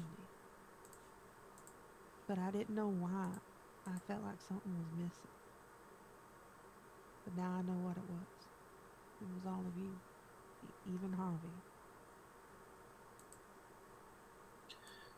Those first couple months, looking back now, he seemed so happy even though we had just been thrust into that war. Riley, he said something that really made me scared and worried. He said that this war is what makes him him, that he wasn't anything before this.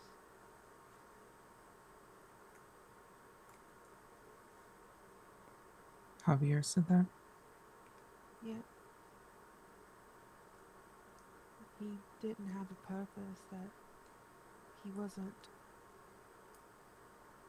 This war and fighting all this gives him purpose to what he is, and that this makes him who he is. Like, he didn't matter before he was fighting. And me and you both know that's not true. I don't think he does. Things have gotten a lot worse since you were part of the group. Things have gotten a lot darker. Those first couple months seem so much simpler. They barely seem like they were part of the war at all, compared to what we've done since. I think I don't know how your claws are and everything, and if you even allow it, she like reaches out to take your hand, just like hold your hand and squeeze it. Just like that sort of reassuring friend, you know? And she gives you a smile before she looks back to the road and she says, I'm glad I'm back at least. When I got my memories back, I had a lot of guilt about leaving.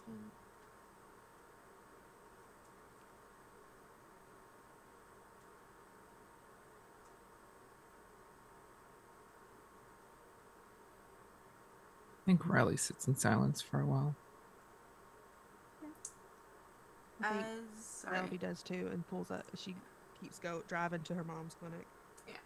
As the two of you sit in silence driving to the clinic, and Javi, you finish your school day and go to the hideout, only to pull up and be like, everybody's gone. And a note was not left. I do have in this moment to ask anybody, Does anyone have any stress they would like to clear? Tony.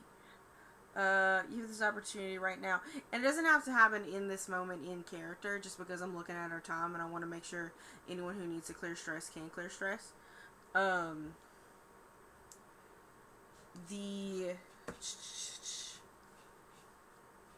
would you like to do that? Mine is fun was my virtue. So I'm going to just assume at some point Dimitri and I are gonna go out and not exactly practice football because we can't do that anymore, but roughhouse and hang out. Y'all could just have a dog and cat wrestle while you're Yeah. there. Yeah, that works too. Like, You don't want to wait for him to be a full-size man before you do that? For at least 2 hours? Yeah, do y'all want to wrestle, like, as people now, or have Well, animal wrestle?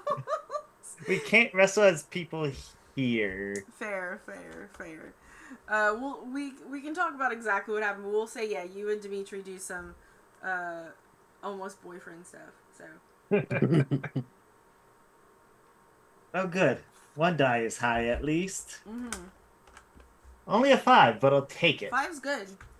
It is. I just had that much stress 1, where 2, a 6 3, would have 4, been 5, good. 6. Yeah, no, that's good. So you're down to 1, which is really good. That's good. It's better than a 1 or a 2. Yep. I do want to have a little bit of scene change and fast forward. I'm going to say that y'all are able to get that prescription pad just fine. Okay. It's not going to be a huge issue. And then y'all all sort of reconvene later that evening back at the hideout. Javi's probably just waiting there like, my friend's okay, but it's okay because the entourage is back. How many of the pamphlets did you fold? Oh yeah, he's I would say like 45 out of like 150 that he printed out. And now that like y'all are all sort of healthy, feeling a little better, Celesta showered. The kids in one of the car seats. Which she has been, y'all do notice that she has been, other than like the original like holding on to that baby like the past rest of the day, she's been very odd about the child. And she puts it in the car seat on the table and then sort of looks at all of y'all and it's like, so I'm assuming you want to know what their plan was? Yes. That's for the best. Well, they're using my, and she puts in quotation marks, program, she puts in quotation marks, to, treat the governor, George W. Bush, who is running for president of the United States, so that they could have White House control. And not just him, also, it wasn't Al Gore he was running against at that time. Who was he running against the first year? That was the second year. It was Al Gore. It was Gore. It's not just him. They plan on going after Al Gore, but I can assure you right now, from what I do know and what I viewed, Al Gore is not going to win. They've completely taken over the state of Florida. Of course. It's always Florida. It's always Florida. So,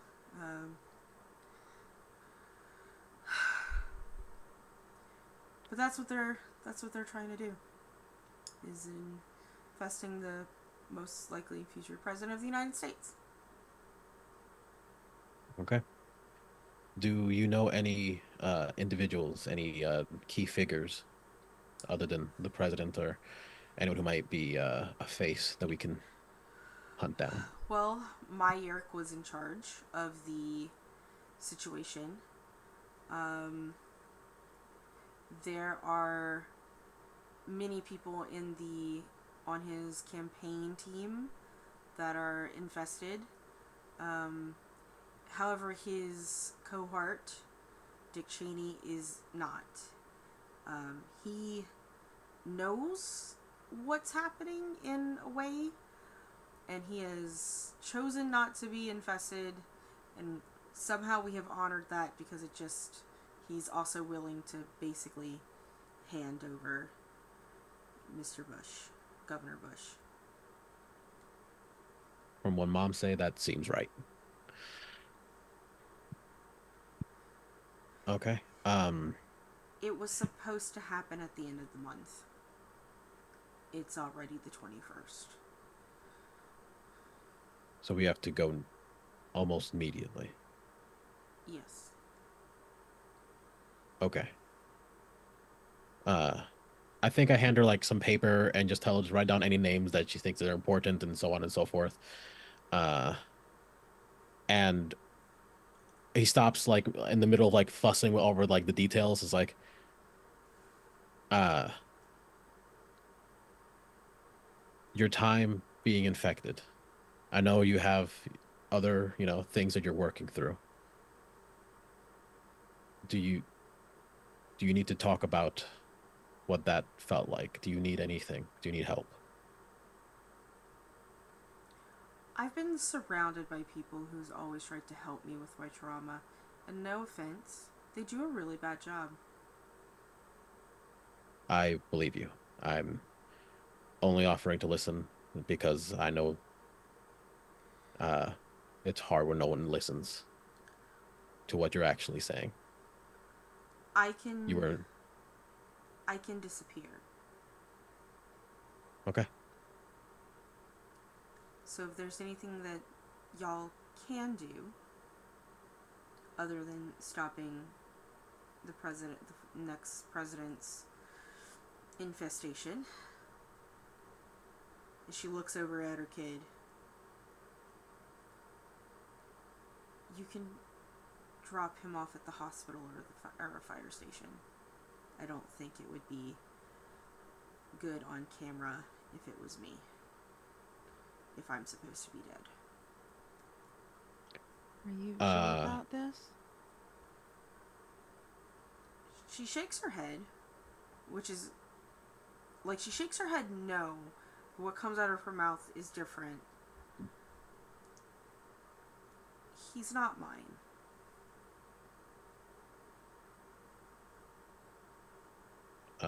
They just used our bodies to make him. I'm sorry.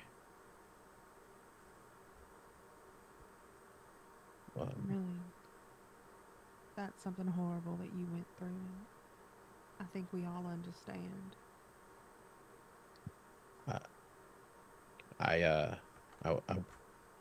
I was adopted. I know some people who can make sure that he's in the right programs. Thank you. I can get as much information down as I can remember. Amelia knows more, but I would rather stay medicated because she'll just run straight to them. As long as you know the basics of the medical history is all I really need. The rest I'll make up. Well, you did take my notes. I can decode that for you. Okay, yeah. Which is basically just me telling you the entire plan that I just said. But the gist of it. But yeah. Thank you. And she looks right at you, Javi, and is like,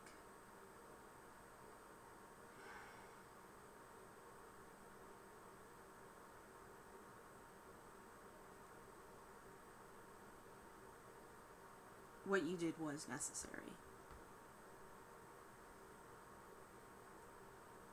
I believe that's true.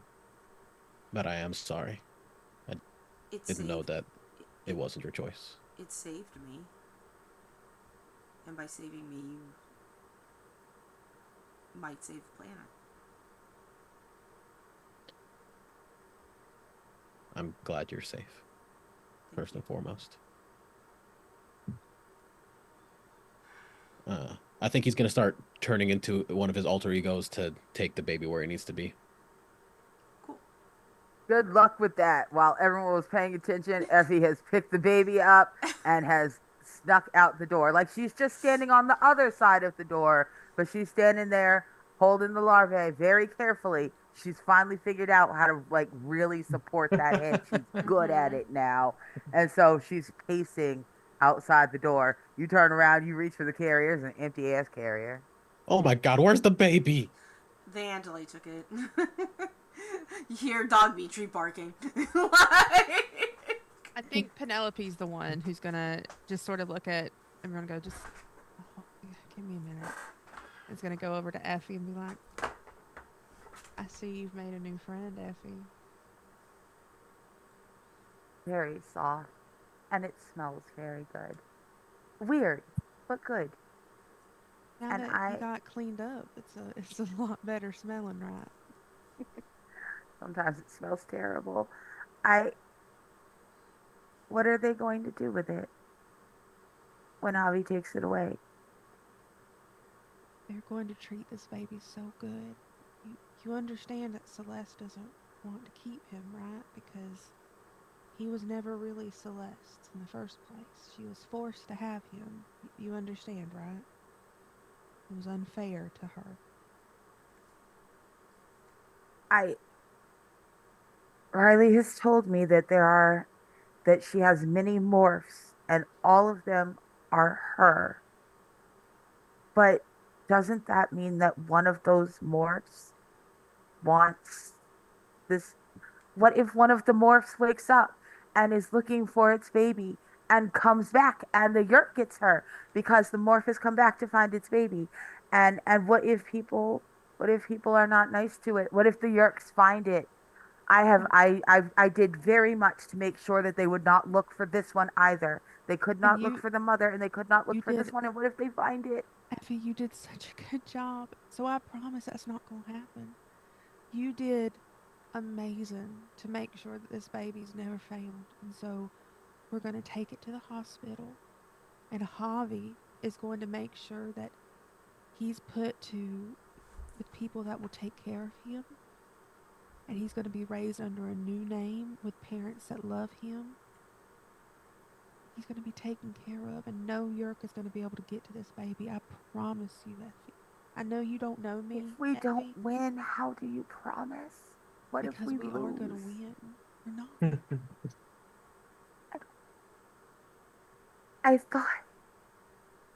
I thought it was going with her. I thought the dog says that his sister and the other group in California, he says that they have a very nice place where those who have been captured by Yerks and those who are volunteering to share their bodies with Yerks, because apparently not all Yerks are evil, are all living, and it is very peaceful and it is very nice. And I just thought it would grow up maybe in wherever this hidden place is, and it would be safe. There would be Hort Bashir to protect it, and it would have its mother. And Lord, she's crying. The Andalite begins to cry. She has 4 eyes. That's a lot of tear ducts. 4 eyes worth. I think she steps forward and like puts her hand on you to sort of try to comfort you in the way she knows the best.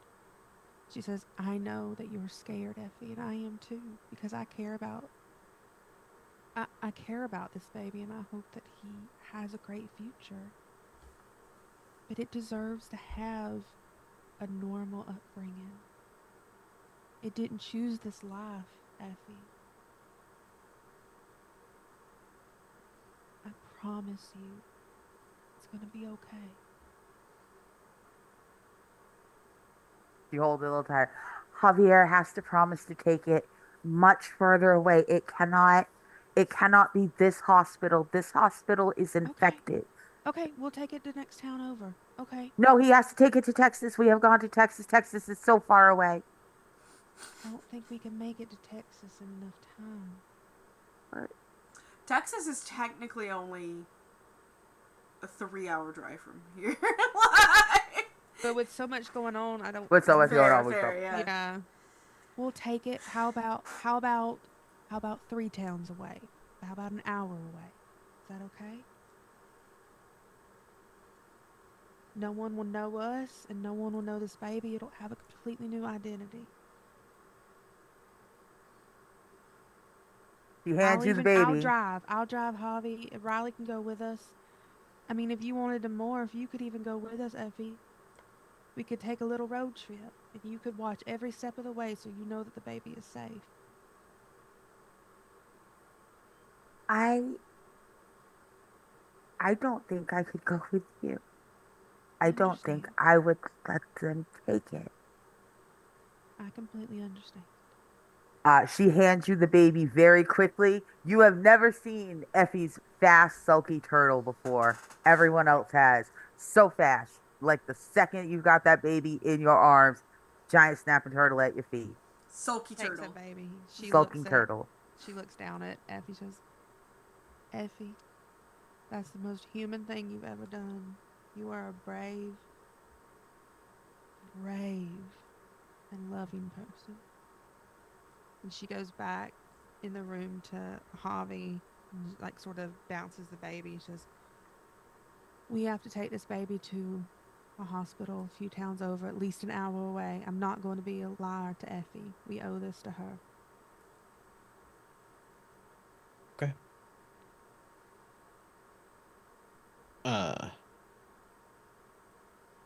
If we're doing that right now, I think as we're like getting ready to go, Javier tries to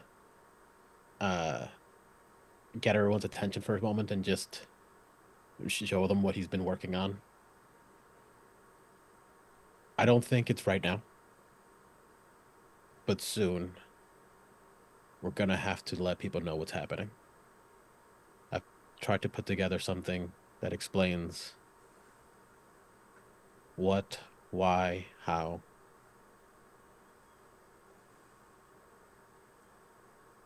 In a few hours, we're going to need to head forward and try to save the future fucking president of the United States. Without a doubt, a mission far above anything we've ever done in terms of direct harm, potential harm to us in many, many different ways. I want to make sure that you're all sure you're willing to do this. If you're not, that's okay. I'm still going to go, and if you want to stay, you can. Dog Mitri walks forward and puts his paw out. I'm in. They think I'm dead anyway. And he's like waiting for y'all to all Scooby-Doo with him.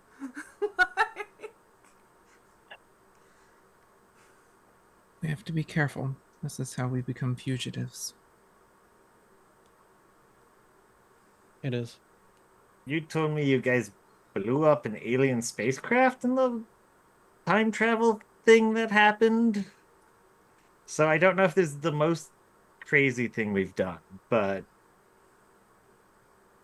yeah, fugitive thing's gonna be rough, but I mean, I can't exactly get more wanted.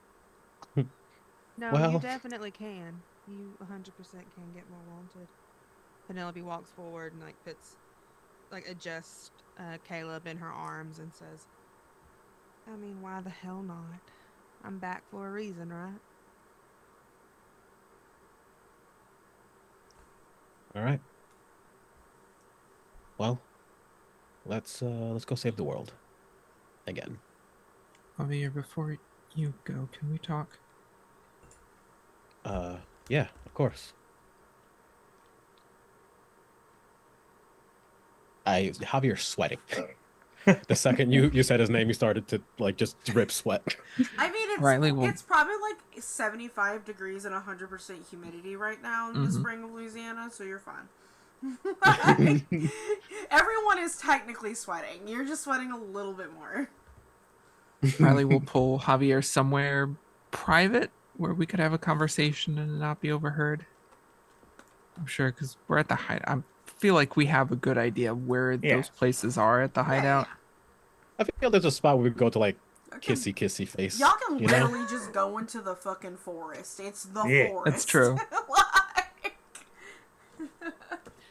Yeah. So, Riley, we'll pull Javier away. I don't think we can trust Penelope. I don't know why. This whole situation just feels weird. Why is she suddenly back? Why does she suddenly remember?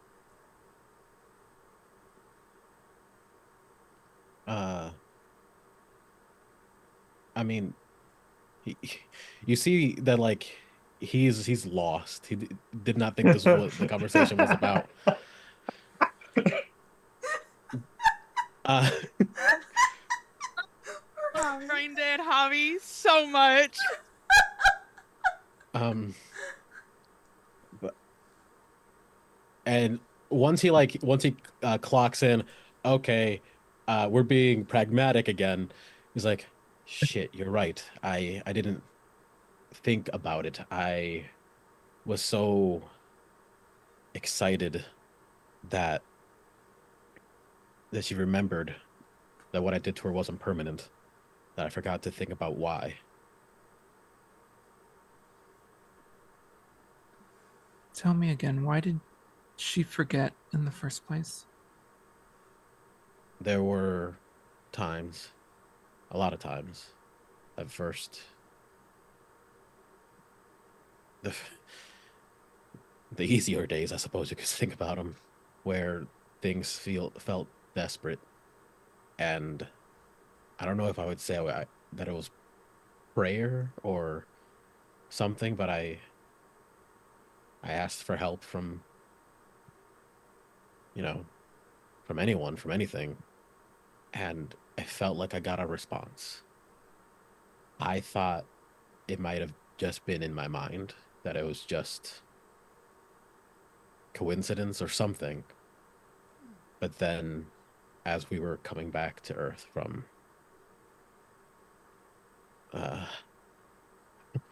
space, everything stopped, and I met him. He called himself some. I swear to God, he called himself Sauron.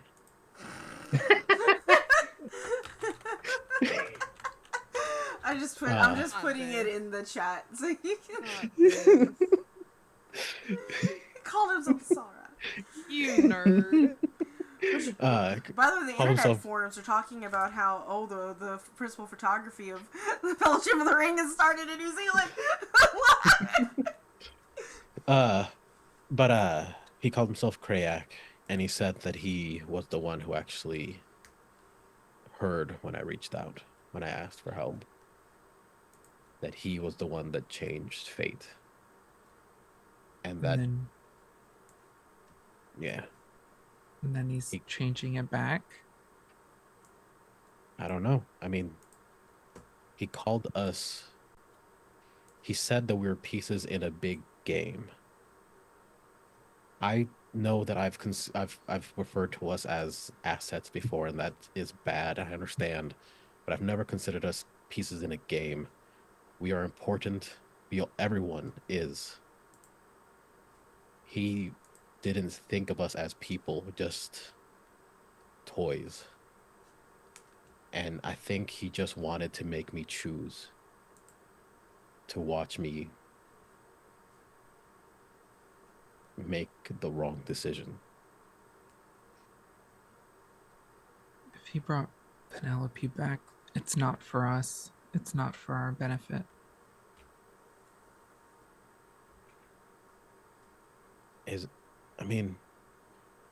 He said that it was a game, like there was someone he was playing against. Maybe it was that other being. I know we're not that lucky usually, but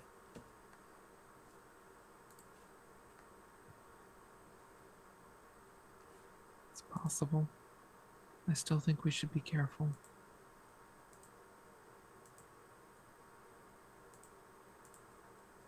I think you're right, of course. I don't want you to be this time. I know. I don't want to be either. I would love to have Penelope back, but this is all too convenient. Nothing has happened for us in this conflict. It's all been against us. It's all been us scraping our way out of things. This is too convenient.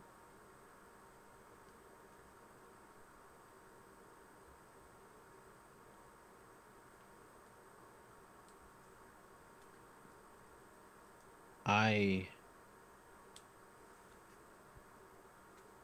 think we should try to give her some false information. See if that makes any difference.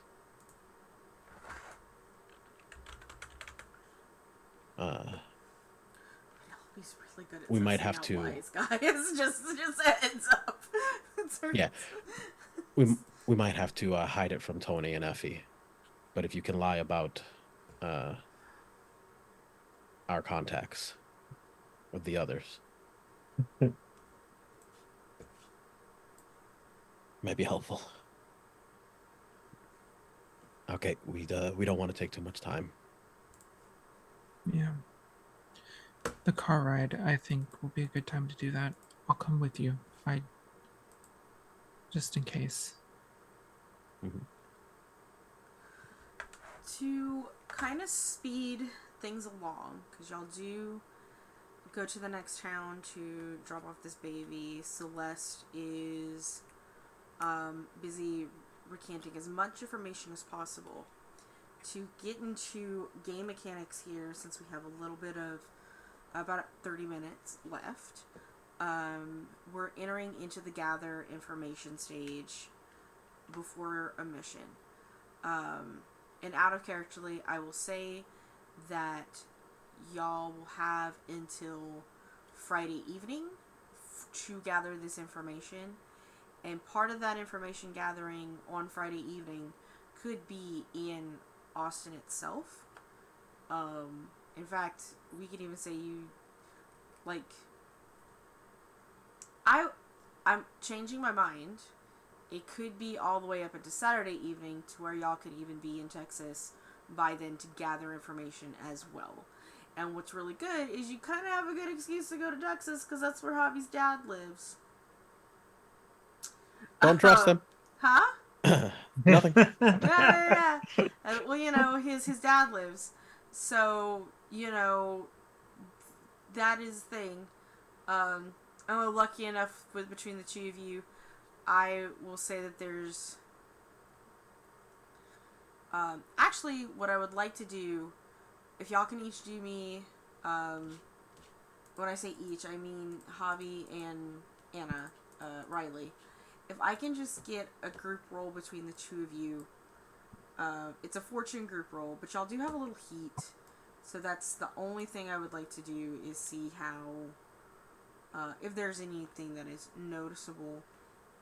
So what would y'all like to do for the roll real quick, just to see if y'all get more heat, is all I'm saying, for dropping off this baby.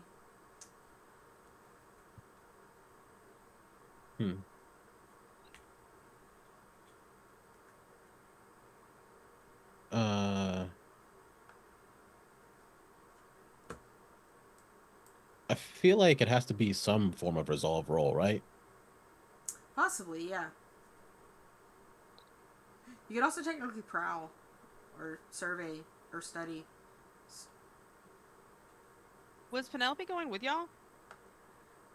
I don't think so. Yeah. Okay. Or, yeah. Y'all I are all thought going she- together. That's, sorry. Okay. Yeah, y'all are all going together. That's right. The three of you. Yeah. We're just not going to have, like, a roleplay scene just because of time, but I need rolls, is what I'm saying. Also want me to roll, or do you want it to just be them two? Well, since there's three of you, let's do a group roll and see who wants to take the stress for the group roll. Oh, I'll happily take the stress. You'll do... Okay. So the way that this works is everybody picks something to roll. You take the highest, and for any roll that is a failure, so a 3 and below, Javi will take a stress for it. But y'all will take the highest roll. And y'all get to pick how y'all contribute to getting this baby without raising any suspicion towards your group. I think Wait. Riley. Oh, sorry. Go ahead. Go ahead. Sorry, I think Riley would insist that she drives. And I'll roll finesse. Okay. I'll roll sway in case we're pulled over or hit any roadblocks or something. I can talk our way out of it. Cool beans. And Javi, what are you rolling? I'm going to roll command for when we actually get to where we're going. And I'm going to give instructions to the firefighter or the doctor, whoever, explaining to them, this is the child. You have to give them to Melissa Favreau. She'll take care of their, adoption stuff. And you don't have to know my name. That's not part of the legal process. Blah, blah, blah, blah, blah, blah, blah. Is Melissa your mom's name? Or your social worker? Social worker. Gotcha. Cool. Perfect. Okay, cool. So Y'all are gonna shit. I rolled 2 5s and a 6 again. Nice. My God. Yep. Rolled 2 6s and a 4. That's yep. I mean, it's hard to not get a crit, but Javi, what did you roll? I rolled double 6. Like, Look at those crits. We were Damn. we were so successful. This baby is fine. I was shocked. Effie is gonna be Yeeted so this baby. fucking happy. Effie's at the hideout and just feels like this warmth over her. It's just like something good has happened tonight. Yep, this baby is fine.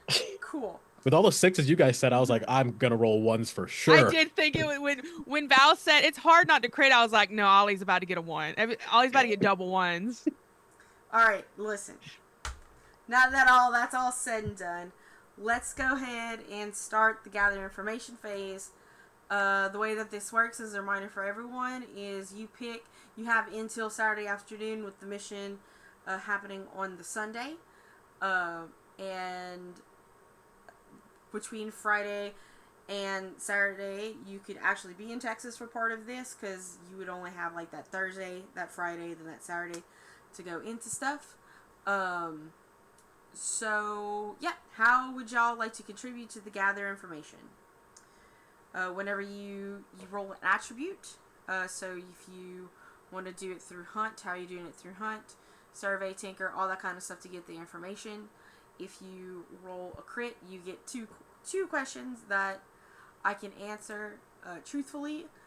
If you roll just a normal 6, 1 question with a follow-up that I answer truthfully. And the same thing, 5, 1 question without a follow-up, or a 4 and a 5, 1 question without a follow-up, and then anything under a 4, you did a bad job. There's no consequence, but you don't get any information. So who'd like to go first? I have an idea. I think I want to leave for Texas early on. Earlier? In the Okay. week. Yeah. And knowing the Yerk's name that was in Celeste, and with some of the names that she gave us, I want to reach out to the group that's running the campaign that are heavily Yerked or at least working for them, and try to infiltrate as one of my other selves to get some deep dive information as I work the bush phone services and whatnot.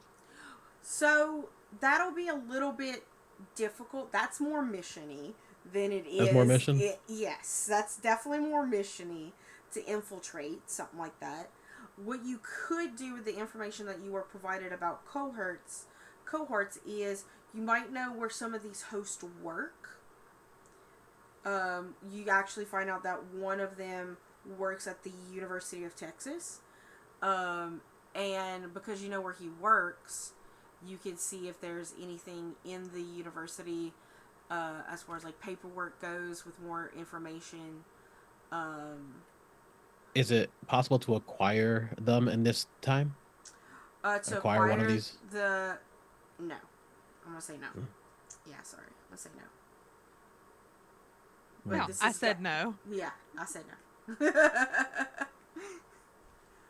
it's a little bit too risky for for this. So that's what I'll say that you be able to do as far as like with the names of the information these people given. Gotcha. Da,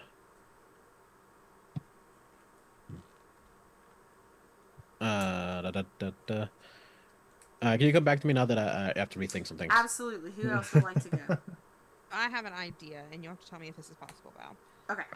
So I have, before we go to Texas, I've uploaded that picture of Effie, of this Andalite, you know. Okay. I'm, like, putting the heat on the group. Yeah. My deal with my BFF was not to get information. Like, so all the information that Riley and Javi fed me in that car, I could care less. It was to expose these kids. It was to expose them. So I'm doing a great job. I want to ask him for information to feed them. That is real. Gather information. I'm going to give them real information from him to help further my plan, further his plan. Okay. Okay. It's still a roll. I figured it'd be like sway or something, or yeah, it is.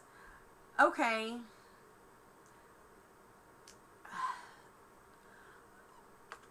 Okay. Like I'm helping you, you help me. Like, you want this to be successful, I need information that makes them, because I think in my head, I'm like, when I'm in that car listening to Javi and Riley, I'm like, none of this is checking out. I'm thinking immediately, because I read people. That's something Penelope's always been good at.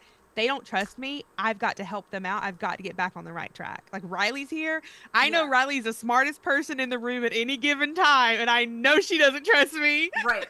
So go ahead and make a roll, and like depending on that roll, he might give you some information about what's going on with him and that kind of stuff. But go ahead and do the roll. Do the roll. I'm using sway because I'm trying to convince him. I'm trying to sway him to my side. Okay, I rolled a 6, a 5, and a 4. So with the 6, and you're gonna have an accurate question that he cannot. So he tells you when you're kind of talking to him, and he's like, as per rules of my game, I cannot directly interfere. So he can't like place out information, right? But with the 6, but it doesn't mean I can't tell you what you want to know. So ask a question, and he will answer accurately about this situation. What's the most important thing we need to know, y'all? Because I'm sort of coming as a player, like above the table. I'm sort of coming into this blind. Like, what would y'all need to know? What would help y'all? Yeah. We need to know where they're planning to do the infestation. Okay. And so, like, maybe like, where's the best point for us to be? Well, y'all don't even know. Stop it. Yeah, y'all don't even know where it's happening yet. So Okay, where it's happening, where the infestation. Okay. Yeah, I think that's what she asked him. She said, she's like, where is this infestation going to happen? I need to tell them where to be so they'll trust me. It's actually going to happen at the Medical University of Texas. So Austin, Texas, at the University Medical School. Okay. I go back to the group when we meet up, and I explain to them that I've been hearing information about like my cover story, because like of course they're gonna be like, where'd you get this information from? Is that I heard information from my mom about there being like this big seminar about brain research and things, and that seems too sketchy to be around when the president is there. So I think that's where we need to check out. That's my cover story. Cool. That sounds accurate. Cool. Yep. Super plausible. Yeah, super plausible. So y'all know at least where it's happening. Who would like to go next on their roll?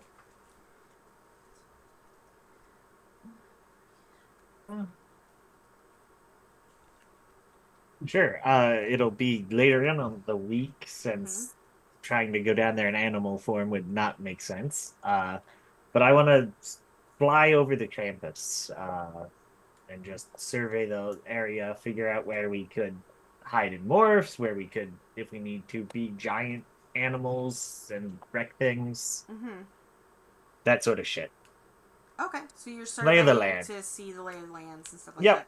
Cool. Go ahead and roll survey for me. Yep.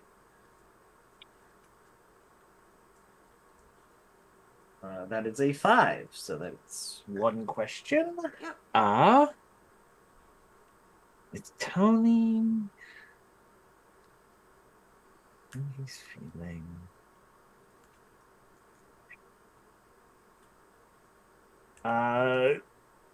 Mouse holes and stuff, like in the science doing how like windows or other areas we could go in as small critters like we once did in another hospital setting. Yeah, so you're looking for like points of entry, right? Yep. Yeah, the easiest points of entry, you will probably notice, would be through, very specifically into the neuroscience wing. The closest point of entry would be through the parking garage. And the neuroscience is on the top floor. And there is a maintenance elevator at the bottom of the parking garage that seems to have access to that floor. Perfect. Yeah.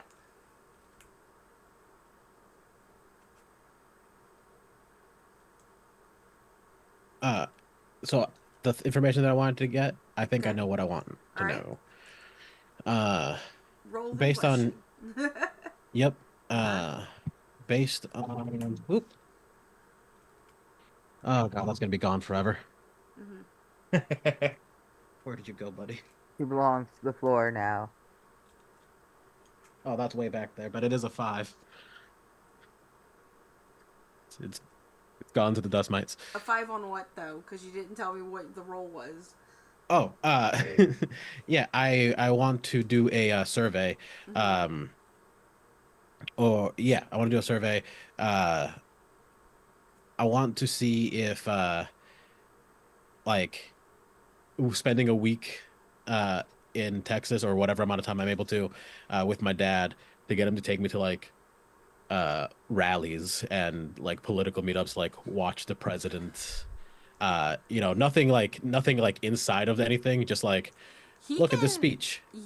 So he can probably. So interesting thing about Texas. You can go into the state capitol, into the foyer, and you can watch Congress like do its thing. Cool. The thing I want to focus on most is Uh-huh.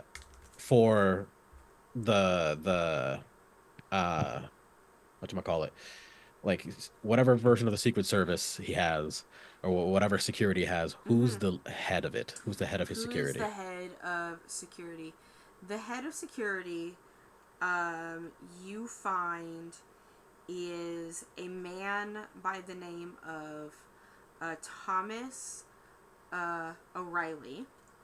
And he employs at any point, the governor has 3 bodyguards, one of them usually a driver. But yeah, his name is Thomas O'Malley. Okay.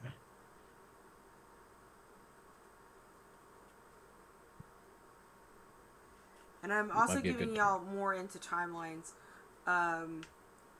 The whole game took place on a Wednesday night, and y'all are going to do this mission most likely on Sunday. So anything in Texas is Friday night, Saturday, and you have Thursday in Louisiana for things, essentially. Cool. Alright. Effie, what do you got for us? So I think that with so much of the scouting being like a 3-hour trip out of town, something that just as a general rule I can't casually do. Yeah. Effie has been really focused on, she's been locked in, staying with Mrs. Kadir while we wait for the California team to send their people. And she's Mm-hmm. been continuously prodding not just Mrs. Kadir, but if there is the slightest hint of any altar that pops through, Mm. she's been questioning all of them, specifically about the names of the Yerks who were in control of the uh, shit that we can use to sound like we are also, like we know what we're doing, just in case we have to go in Yerk in hand, so to speak. Gotcha. Um, what are you rolling? Uh, Bork. I'm gonna roll a study. A study? Okay. Yeah. Ha ha ha ha ha. I got a 6 and a 1. Nice. Okay.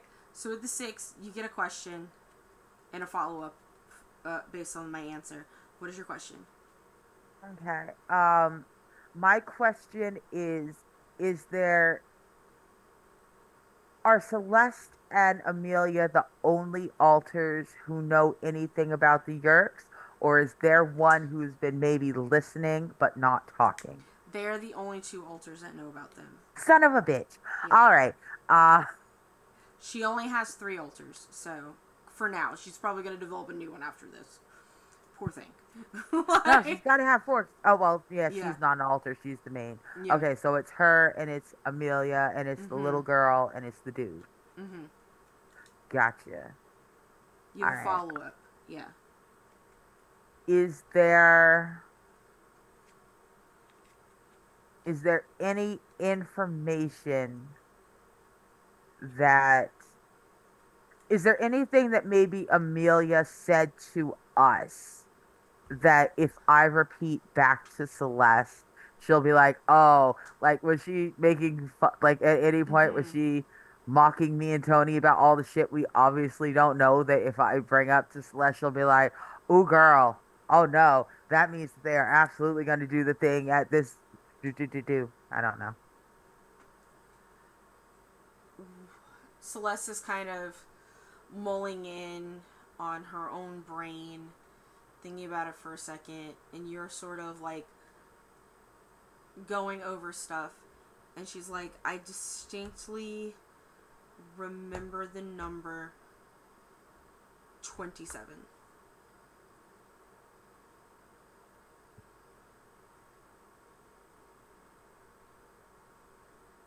Well, I didn't use my follow-up question. I can't ask what the fuck 27's for. All right, that works for me. Okay, and I think that is technically all of your gather informations, right? Oh, Anna, you had one, right? Sorry. Yes, I Yeah. got to do one. Yeah. And you can do anything to follow up based on what other people have discovered already. So you can build up on that, right? Yeah. I think Riley is going after staff schedules at the hospital. Mm-hmm. And what that looks like, people we might be able to acquire or head off, stuff like that at the hospital, because that might be where we try to pull this off.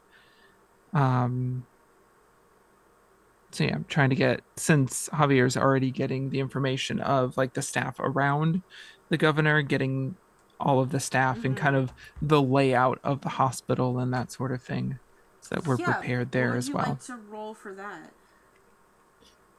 Um, this is, where's my, sorry, I have too many tabs open. I understand. This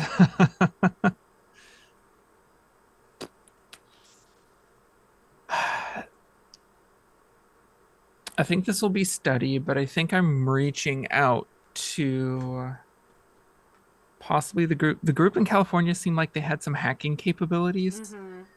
Mm-hmm. So I think I'm reaching out to them, explaining what's going on, and seeing if they can get us that information. Gotcha. Yeah. Go ahead and roll that.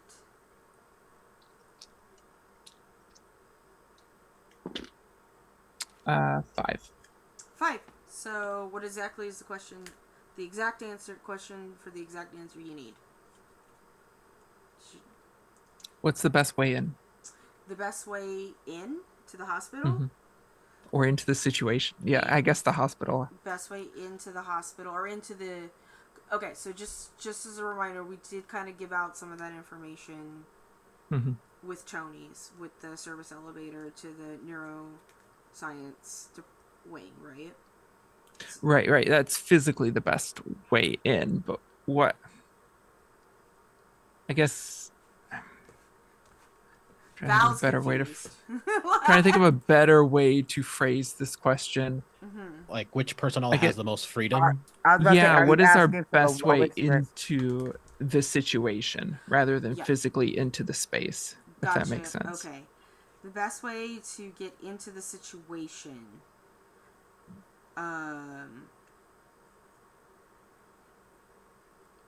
is to probably kidnap the president before he's infested. Through transporting him on the drive there. Is probably the best way to do it. Okay. Yeah. So I'm getting kind of the information that once he's at the hospital, it's not great for us. So yeah. we really should. You can still capture him and he would be infested most likely. But getting him before he even gets into the hospital for this to happen is probably your best bet. We would just like to go on record legally to say that we are not traveling back in time to get that and we will not actually be holding a president hostage, just in case some of us happen to have FBI agents listening. The CIA. He's not the president anymore. We're also not currently going to Texas. Lord, I don't trust the feds. They don't. So, real quick then. Since we have all of this information now, what I would like to do is let's get our engagement roll down now so that we know how we're going into it with the information fresh in our mind, right? Where did I close? I also have too many tabs open. The one that I need is literally right in front of me. It's right here for the engagement roll. Alright, so engagement roll. Let's go. You automatically get a fortune dice. Alright, major advantages. Let's look at that. Is this operation particularly bold or daring? Abso-fucking-lutely. Okay.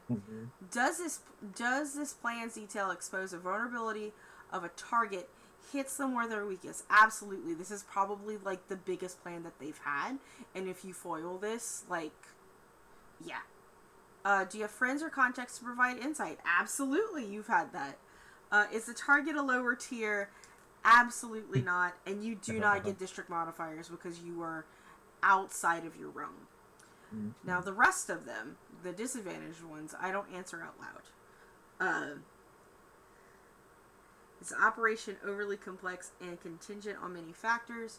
Target is strong against their approach, have defenses, enemies, profile. I'm gonna say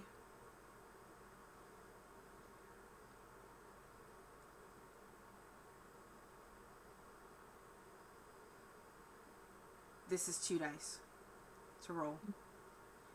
I will allow, if anyone wants to sacrifice their extra dice to add to the engagement roll. I will. I have so many of them, and I'm only here for one more session. Okay. I'll give. How many do I have left? You have 4. 4 left. Yeah. Oh yeah, because I'll give 2. You have 2, so there's 4 total. Who would like to do the engagement roll, or do y'all want me to do it? I think Katie should, since she's only here for Katie. a little bit longer. You do it. Do the engagement roll. Do it, Katie. See what do position it. y'all start in tomorrow. 4 dice. Got to be a 6 in there somewhere. 6, 5, 5, 3. Cool. Wow. Awesome. So with the 6, y'all are going to start in a control position next week when you start the mission. And with that, I do believe that takes care of the session. I mean, we still have some leveling up to do and outros. I also really have to pee. I'll take 2 seconds, but then we'll do our levels up. And so, we'll run 5 minutes late today, but we'll be good. I'll be right back.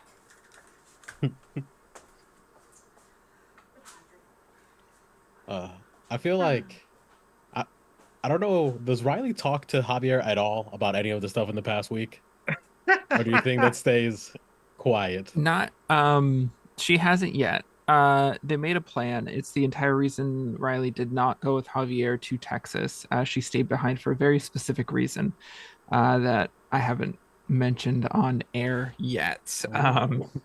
It was going to be part of my gather information rule, but that didn't pop up. So I don't know. Okay. Keep your secrets. Well, I'll DM you because you know about it. Did Javier tell me that my sister apparently wants to talk with me? Like you had said you would. 1000%. I didn't want to take up the time. No.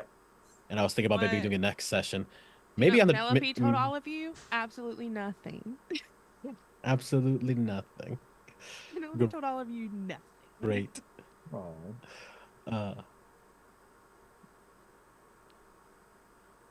Penelope is an angel and always has. Yeah, Riley doesn't always believe that. will be. You're going to make about. me go for blood with Penelope. Oh. I had a meaningful conversation with you.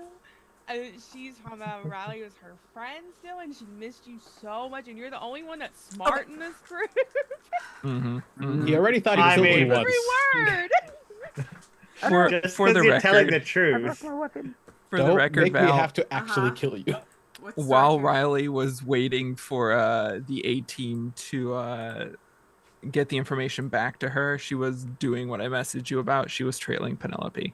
I mean, Ooh. Penelope just goes back and forth to her house. I told Every you I'm day? innocent. I've done nothing wrong. I'm a So sweet angel baby. Penelope has just been doing the things that she's normally supposed to be doing, going back and forth to her house and to school. Nothing suspicious. That's just a thing. Okay, so real quick, I'm not gonna give y'all any heat because y'all weren't on a mission, so that's cool. So let's go. So, were you successful eliminating key members of the Yerk forces?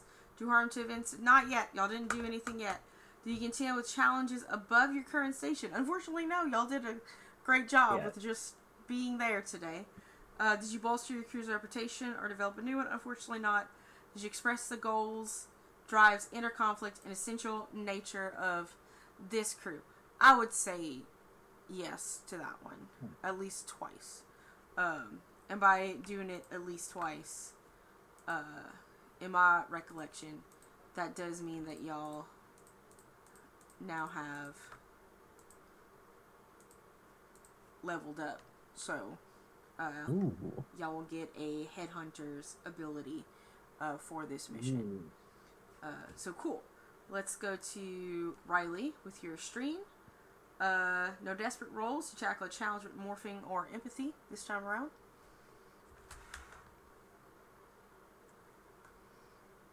I mean, you did morph your little nails out because you were scared of Penelope. That is clever morphing. That's true. That is clever morphing. That's one. That's one. Look, I mean, she I did. got your back. She did check in with Penelope as well on how she's doing after suddenly remembering everything. That is true. That was very empathetic of you, or at least it seems so. Yeah, you got 2 for that one.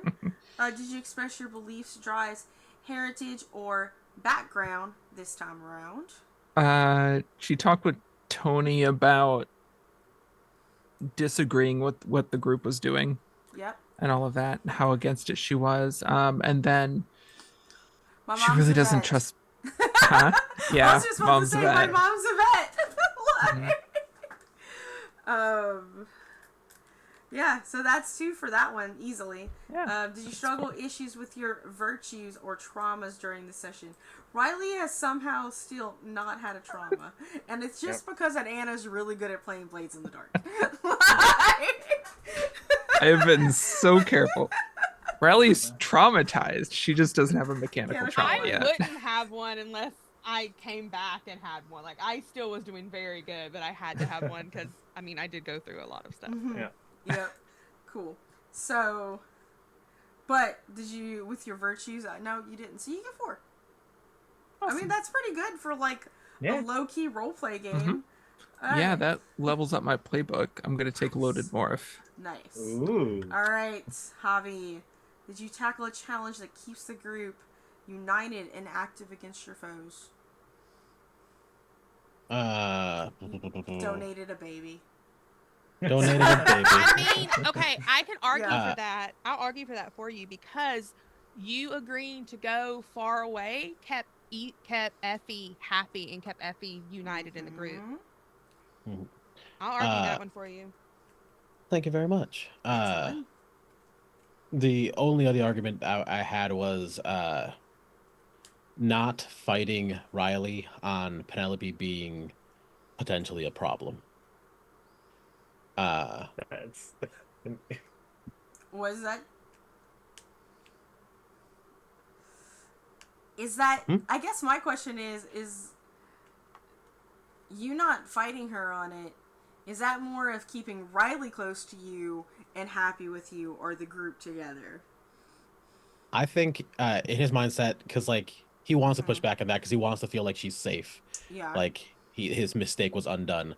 I think he's trying to acknowledge that it's not that simple to protect the group. Like it's not bringing Tony or Effie into it at the moment is just to keep information limited. But he's seeing this as protecting the group by seeing her as a problem. I can see that it put like worded that way. Yeah, so you get 2 for that one. Did you express your beliefs, drives, heritage, or background? You did mention your caseworker, so that's up there. Any other time?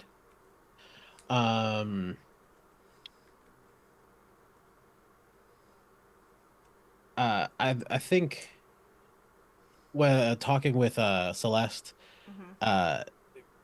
about genuinely being sorry, you know, that having known that she was not in control, he probably would not have been as rude to her. Sure. No, I can take that. And guess who struggled with their virtue this time? Yeah, that one was me. How do you get 5? What? Sweet. Yep. Guess whose body went up again? Boy, he's working. Boy is getting gains. He's getting gains. Okay. And it is in the most insane way possible. Believe you me. I love it. All right, Tony. Did you challenge a challenge head on with righteous violence or fury this time around? Not very violent or furious this time around. No, I at best was snippy, but behind Javier's back, so I don't think that really counts. And it wasn't very. It was so. What you're saying? It wasn't very righteous, or furious per or se. furious. It wasn't head on. Let's be real. Yeah, no, it wasn't. Your beliefs, drives, heritage, or background. Y'all did talk about your sister, right? I did. So there's one in there. And also just talking about how it's really nice to have Penelope around because Penelope is your friend. Someone related to your background. Yes. Yeah. So 2 for that one. Someone I knew before all of this. Yep. Did you struggle with your traumas or virtues? You did perfect for your virtue training. You and Dog Mitri are really good at wrestling. We are. Lots of practice. Lots of practice. Tackling each other. But I don't think you struggled with anything. So you. Yeah, none of the haunted this time. Yeah, you would get 2 this time around. Penelope. Last but not least. So. Oh, it's a TikTok. Okay. I was like, what is alerting me? All right, no desperate roles. Did you tackle a challenge while ensuring the group remains in good morale or rationale? Yeah. I think I did because like I was trying to keep everyone. I was trying to keep Effie okay with the baby. Mm-hmm. I was trying to. I that's been my whole thing is trying to keep everyone on task and not fighting. Yeah. With Effie with the baby, that's definitely, and explaining, being very pro-choice was definitely on there for sure. I think for a second one, um, also just the reassurance, I would say, not just with Effie, but any time when it came to like Celeste's like well-being, it's for rationale. It's like she needs to shower. She needs to feel like a She person. deserves to feel like a person. Yeah. Yeah. It's like that is a rational thing to do right now, sort of thing. So I would say, yeah, you get 2 for that one. Okay.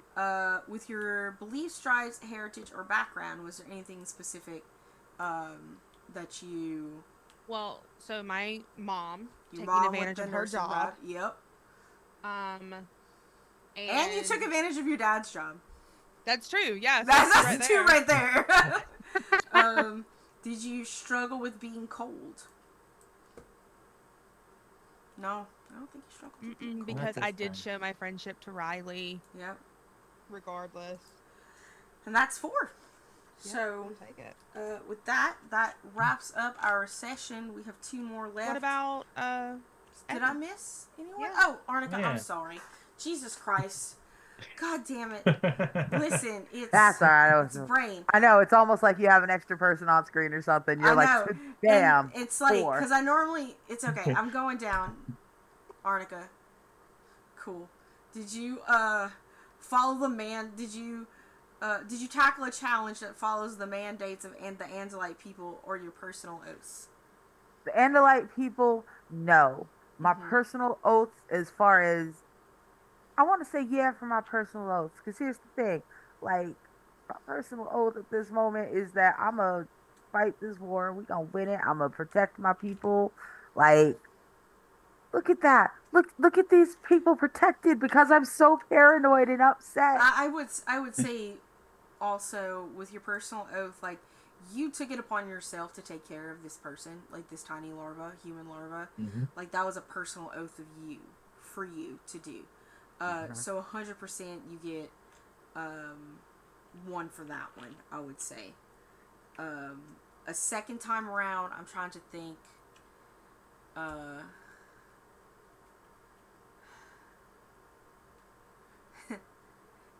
I want to give you something for it, and I think this kind of just... I sort of... How about... I'm just arguing for sake of arguing here. How about Effie straight up saying, I cannot go with you to give this baby up. I will try to keep this baby. That's kind of fall... I've already given Does one that for fall that under one. the same thing? Okay. Yeah. Well, what I was going to say was being embarrassed for all of the eating and being naked. Like, is struggling with Andalite mandates. Like, It like is. you were struggling. Why do I care about being naked? I don't, except I do. You did. You cared really hard. I care. Like, always struggling with Javier's dick being out. Like, I don't know. Like, if Javier just had a cloaca like a normal person, this would be much easier. Don't talk about cloaca. Don't talk about my cloaca on screen. Oh my God! Did you express your beliefs, drives, heritage, and background this time around, Effie? Yeah, because Effie's going through a moment where her own beliefs, drives are really kind of starting to separate from. She's starting to be a person, not just an Andalite on Earth. So as far as her beliefs go, she believed that she owed Mrs. Kadir an apology for saving her life. Uh, she believed that the safety of the human larvae was equally as important as the mission. Uh, and she believed, and she believes in Penelope. She believes that she has made a new friend She absolutely believes that, wow, she understands now why Javier was so sad when they met Hmm. because Penelope is so excellent. Of course, he is sad he was forced to do a betrayal. Like, Come on, Riley. Um, Get on Effie's level. um, I think it would have fallen on the last one maybe, but also she mentioned Javi's the prince, but Riley's the brain at one point. Of kind of being like, Right? yeah, we listened to Yeah. Javier, but Riley, we need to have to do the plans Yeah, I because think between those two things, all the things that y'all have presented to me, is gonna give you 4 on that one. If on between the two of them, um, did you struggle with your virtues or traumas? You didn't do any. You don't need to, but did you struggle with any of your paranoia or recklessness this time around? I absolutely did. I tried to get them to take the baby all the way to Texas because That the Yerks were you going to did get the try to take baby. the baby all the way to Texas. As far you tried to you have to get him as far as possible. You get 1 for that, so you get 5. Cool. Yeah. wow. Nice. My goal is for everybody to get 5 next session, especially Tony, because if y'all aren't wrecking shit next session, I don't know what's going on. Be some big bad animals. It's time for a fight. Let's go. All right. Cool. So, now with that, we're officially done with the session today. Thanks everyone for coming and showing up. I actually have things to announce. One, if you're not in my Discord already, join my Discord because I have an application up. I am looking for a total of 9 storytellers for the first weekend of November for my Extra Life Marathon weekend. So I'm looking for 9 storytellers to run games over that weekend. 3 games on Friday, 3 games on Saturday, 3 games on Sunday, first weekend in November. My goal this year is to raise $2,000, and I will start fundraising next month. But yep, if you were interested, Where's that? What channel is that? It's in my Discord. It's in my Discord in Casting Calls. There's a forum up. Okay. So there you go. On top of that, tomorrow is the premiere of our the last season of In Darkness Unbroken, which is the Dragon Age campaign that takes place here on the channel that my friend Humaloo runs. That'll be at 1 p.m. Central. 1 p.m. Pacific, 4 p.m. Eastern Standard Time, or we're still in daylight time. And then on Thursday, I have another premiere over on Girls Run These Worlds. I'm running Girl by Moonlight. You like magical girl serial killers? But Val, is the magical girl a serial killer? Or is there a serial killer killing magical girls? The answer is yes. So that's what's happening and that's what I'm doing. So be sure to check out that stuff. Follow me on Twitter, all that kind of stuff. To figure that out. Join Discord, of course. Everybody else in the opposite direction that we had done our intros, what are you doing in the next week for when we see you again? Let's start with you, Arnica. Yeah. All right, what am I doing? I'm doing nothing. I'm relaxing. I'm enjoying life, and I'm producing an amazing Girl by Moonlight show called Fantasy by Moonlight over on Girls Run These Worlds, starting next Thursday with GM Val. Thanks. That's what we're all I'm doing. doing. I'm just chilling with you online, babe. Yeah. Me and you. That's me. Thanks. But if you want to chill with me and watch me do nothing, or maybe even have a nervous breakdown, you can do so by following me at Arnica X Ross. Anywhere you can type your little fingers. Twitter, Twitch, Hive, Blue Sky, Live Journal. Yeah, that's right. I'm bringing back the Live Journal joke from last week. Nice. Nielsen. I was Nilsian. I am going on vacation because it's my partner's birthday for a number I'm not going to mention out loud. And so I will not be anywhere, and my face probably won't even. I will be here in voice only next week, most likely. Who knows? If I'm lucky, the internet will work, and I'll be able to actually have video too. I believe in you. I believe in your internet. Katie, you're up. Yeah, because I think it's me. Mm-hmm. I'm Katie. You can find me everywhere on the internet at Katie Face. I'm a professional DM. Right now, all my games are full. Thank goodness. I am doing my job right. In a couple of weeks, I'll have one ending, so I'll be putting up some more. I usually run a lot of D&D because that's where the money is. Even though that's not my favorite system to run, is where the money is.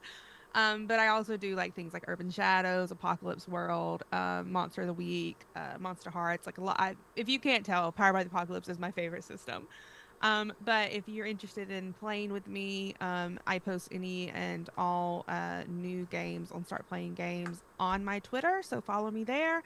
And yeah, I had a lot of fun. Next week is my last session with y'all, so me and Val have some sneaky stuff planned. So get ready. Cool. Anna. That is me. I am Anna, aka Archival Dust Bunny most places on the internet. I'm a queer and trans advocate, museum worker, and TTRPG performer, producer, and podcaster. You find me on Twitter at Archival Dust Bun and on all other social media, including Instagram and Blue Sky at Archival Dust Bunny. I am busy as always. Check out Henshin over on High Shelf Collective on Tuesday. We're playing Henshin Monster Freaks, I think it's called. We're all Power Ranger-esque heroes and monsters at the same time. Should be a lot of fun. Thursday night over on Classical Guys' channel, we have our ongoing Monster Care Squad game. We are vets going out and helping monsters. We're just starting a new arc, so it's a great time to jump in for that.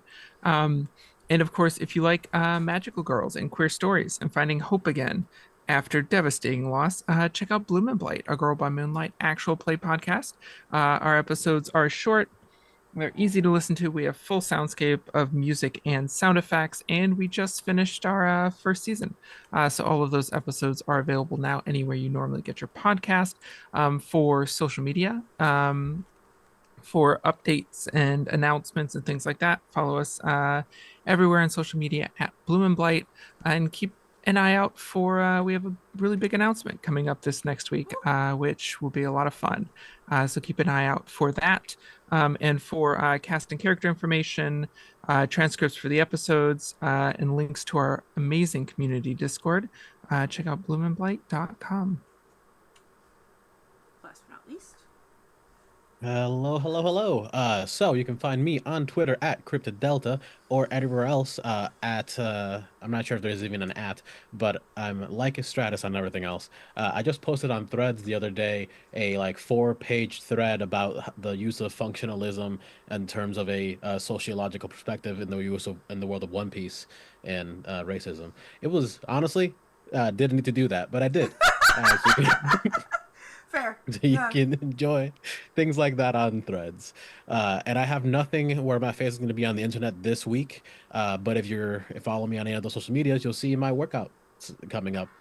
I don't know. I'm getting bored and putting stuff on the internet now. Okay. All right, everyone. And with that, we're going to rate our friends over at Roll for Chaos. Looks like my friend Ty, and if y'all don't know Ty, Ty is a game dev. He's actually worked on Coyote and Crow. I don't know if that's what they're playing, but Ty's good people. Bees is good people. Our former GM here, Rob, is playing as well. So we're just going to go say hello to some friends over there. And with that, we will bid you adieu. See you later.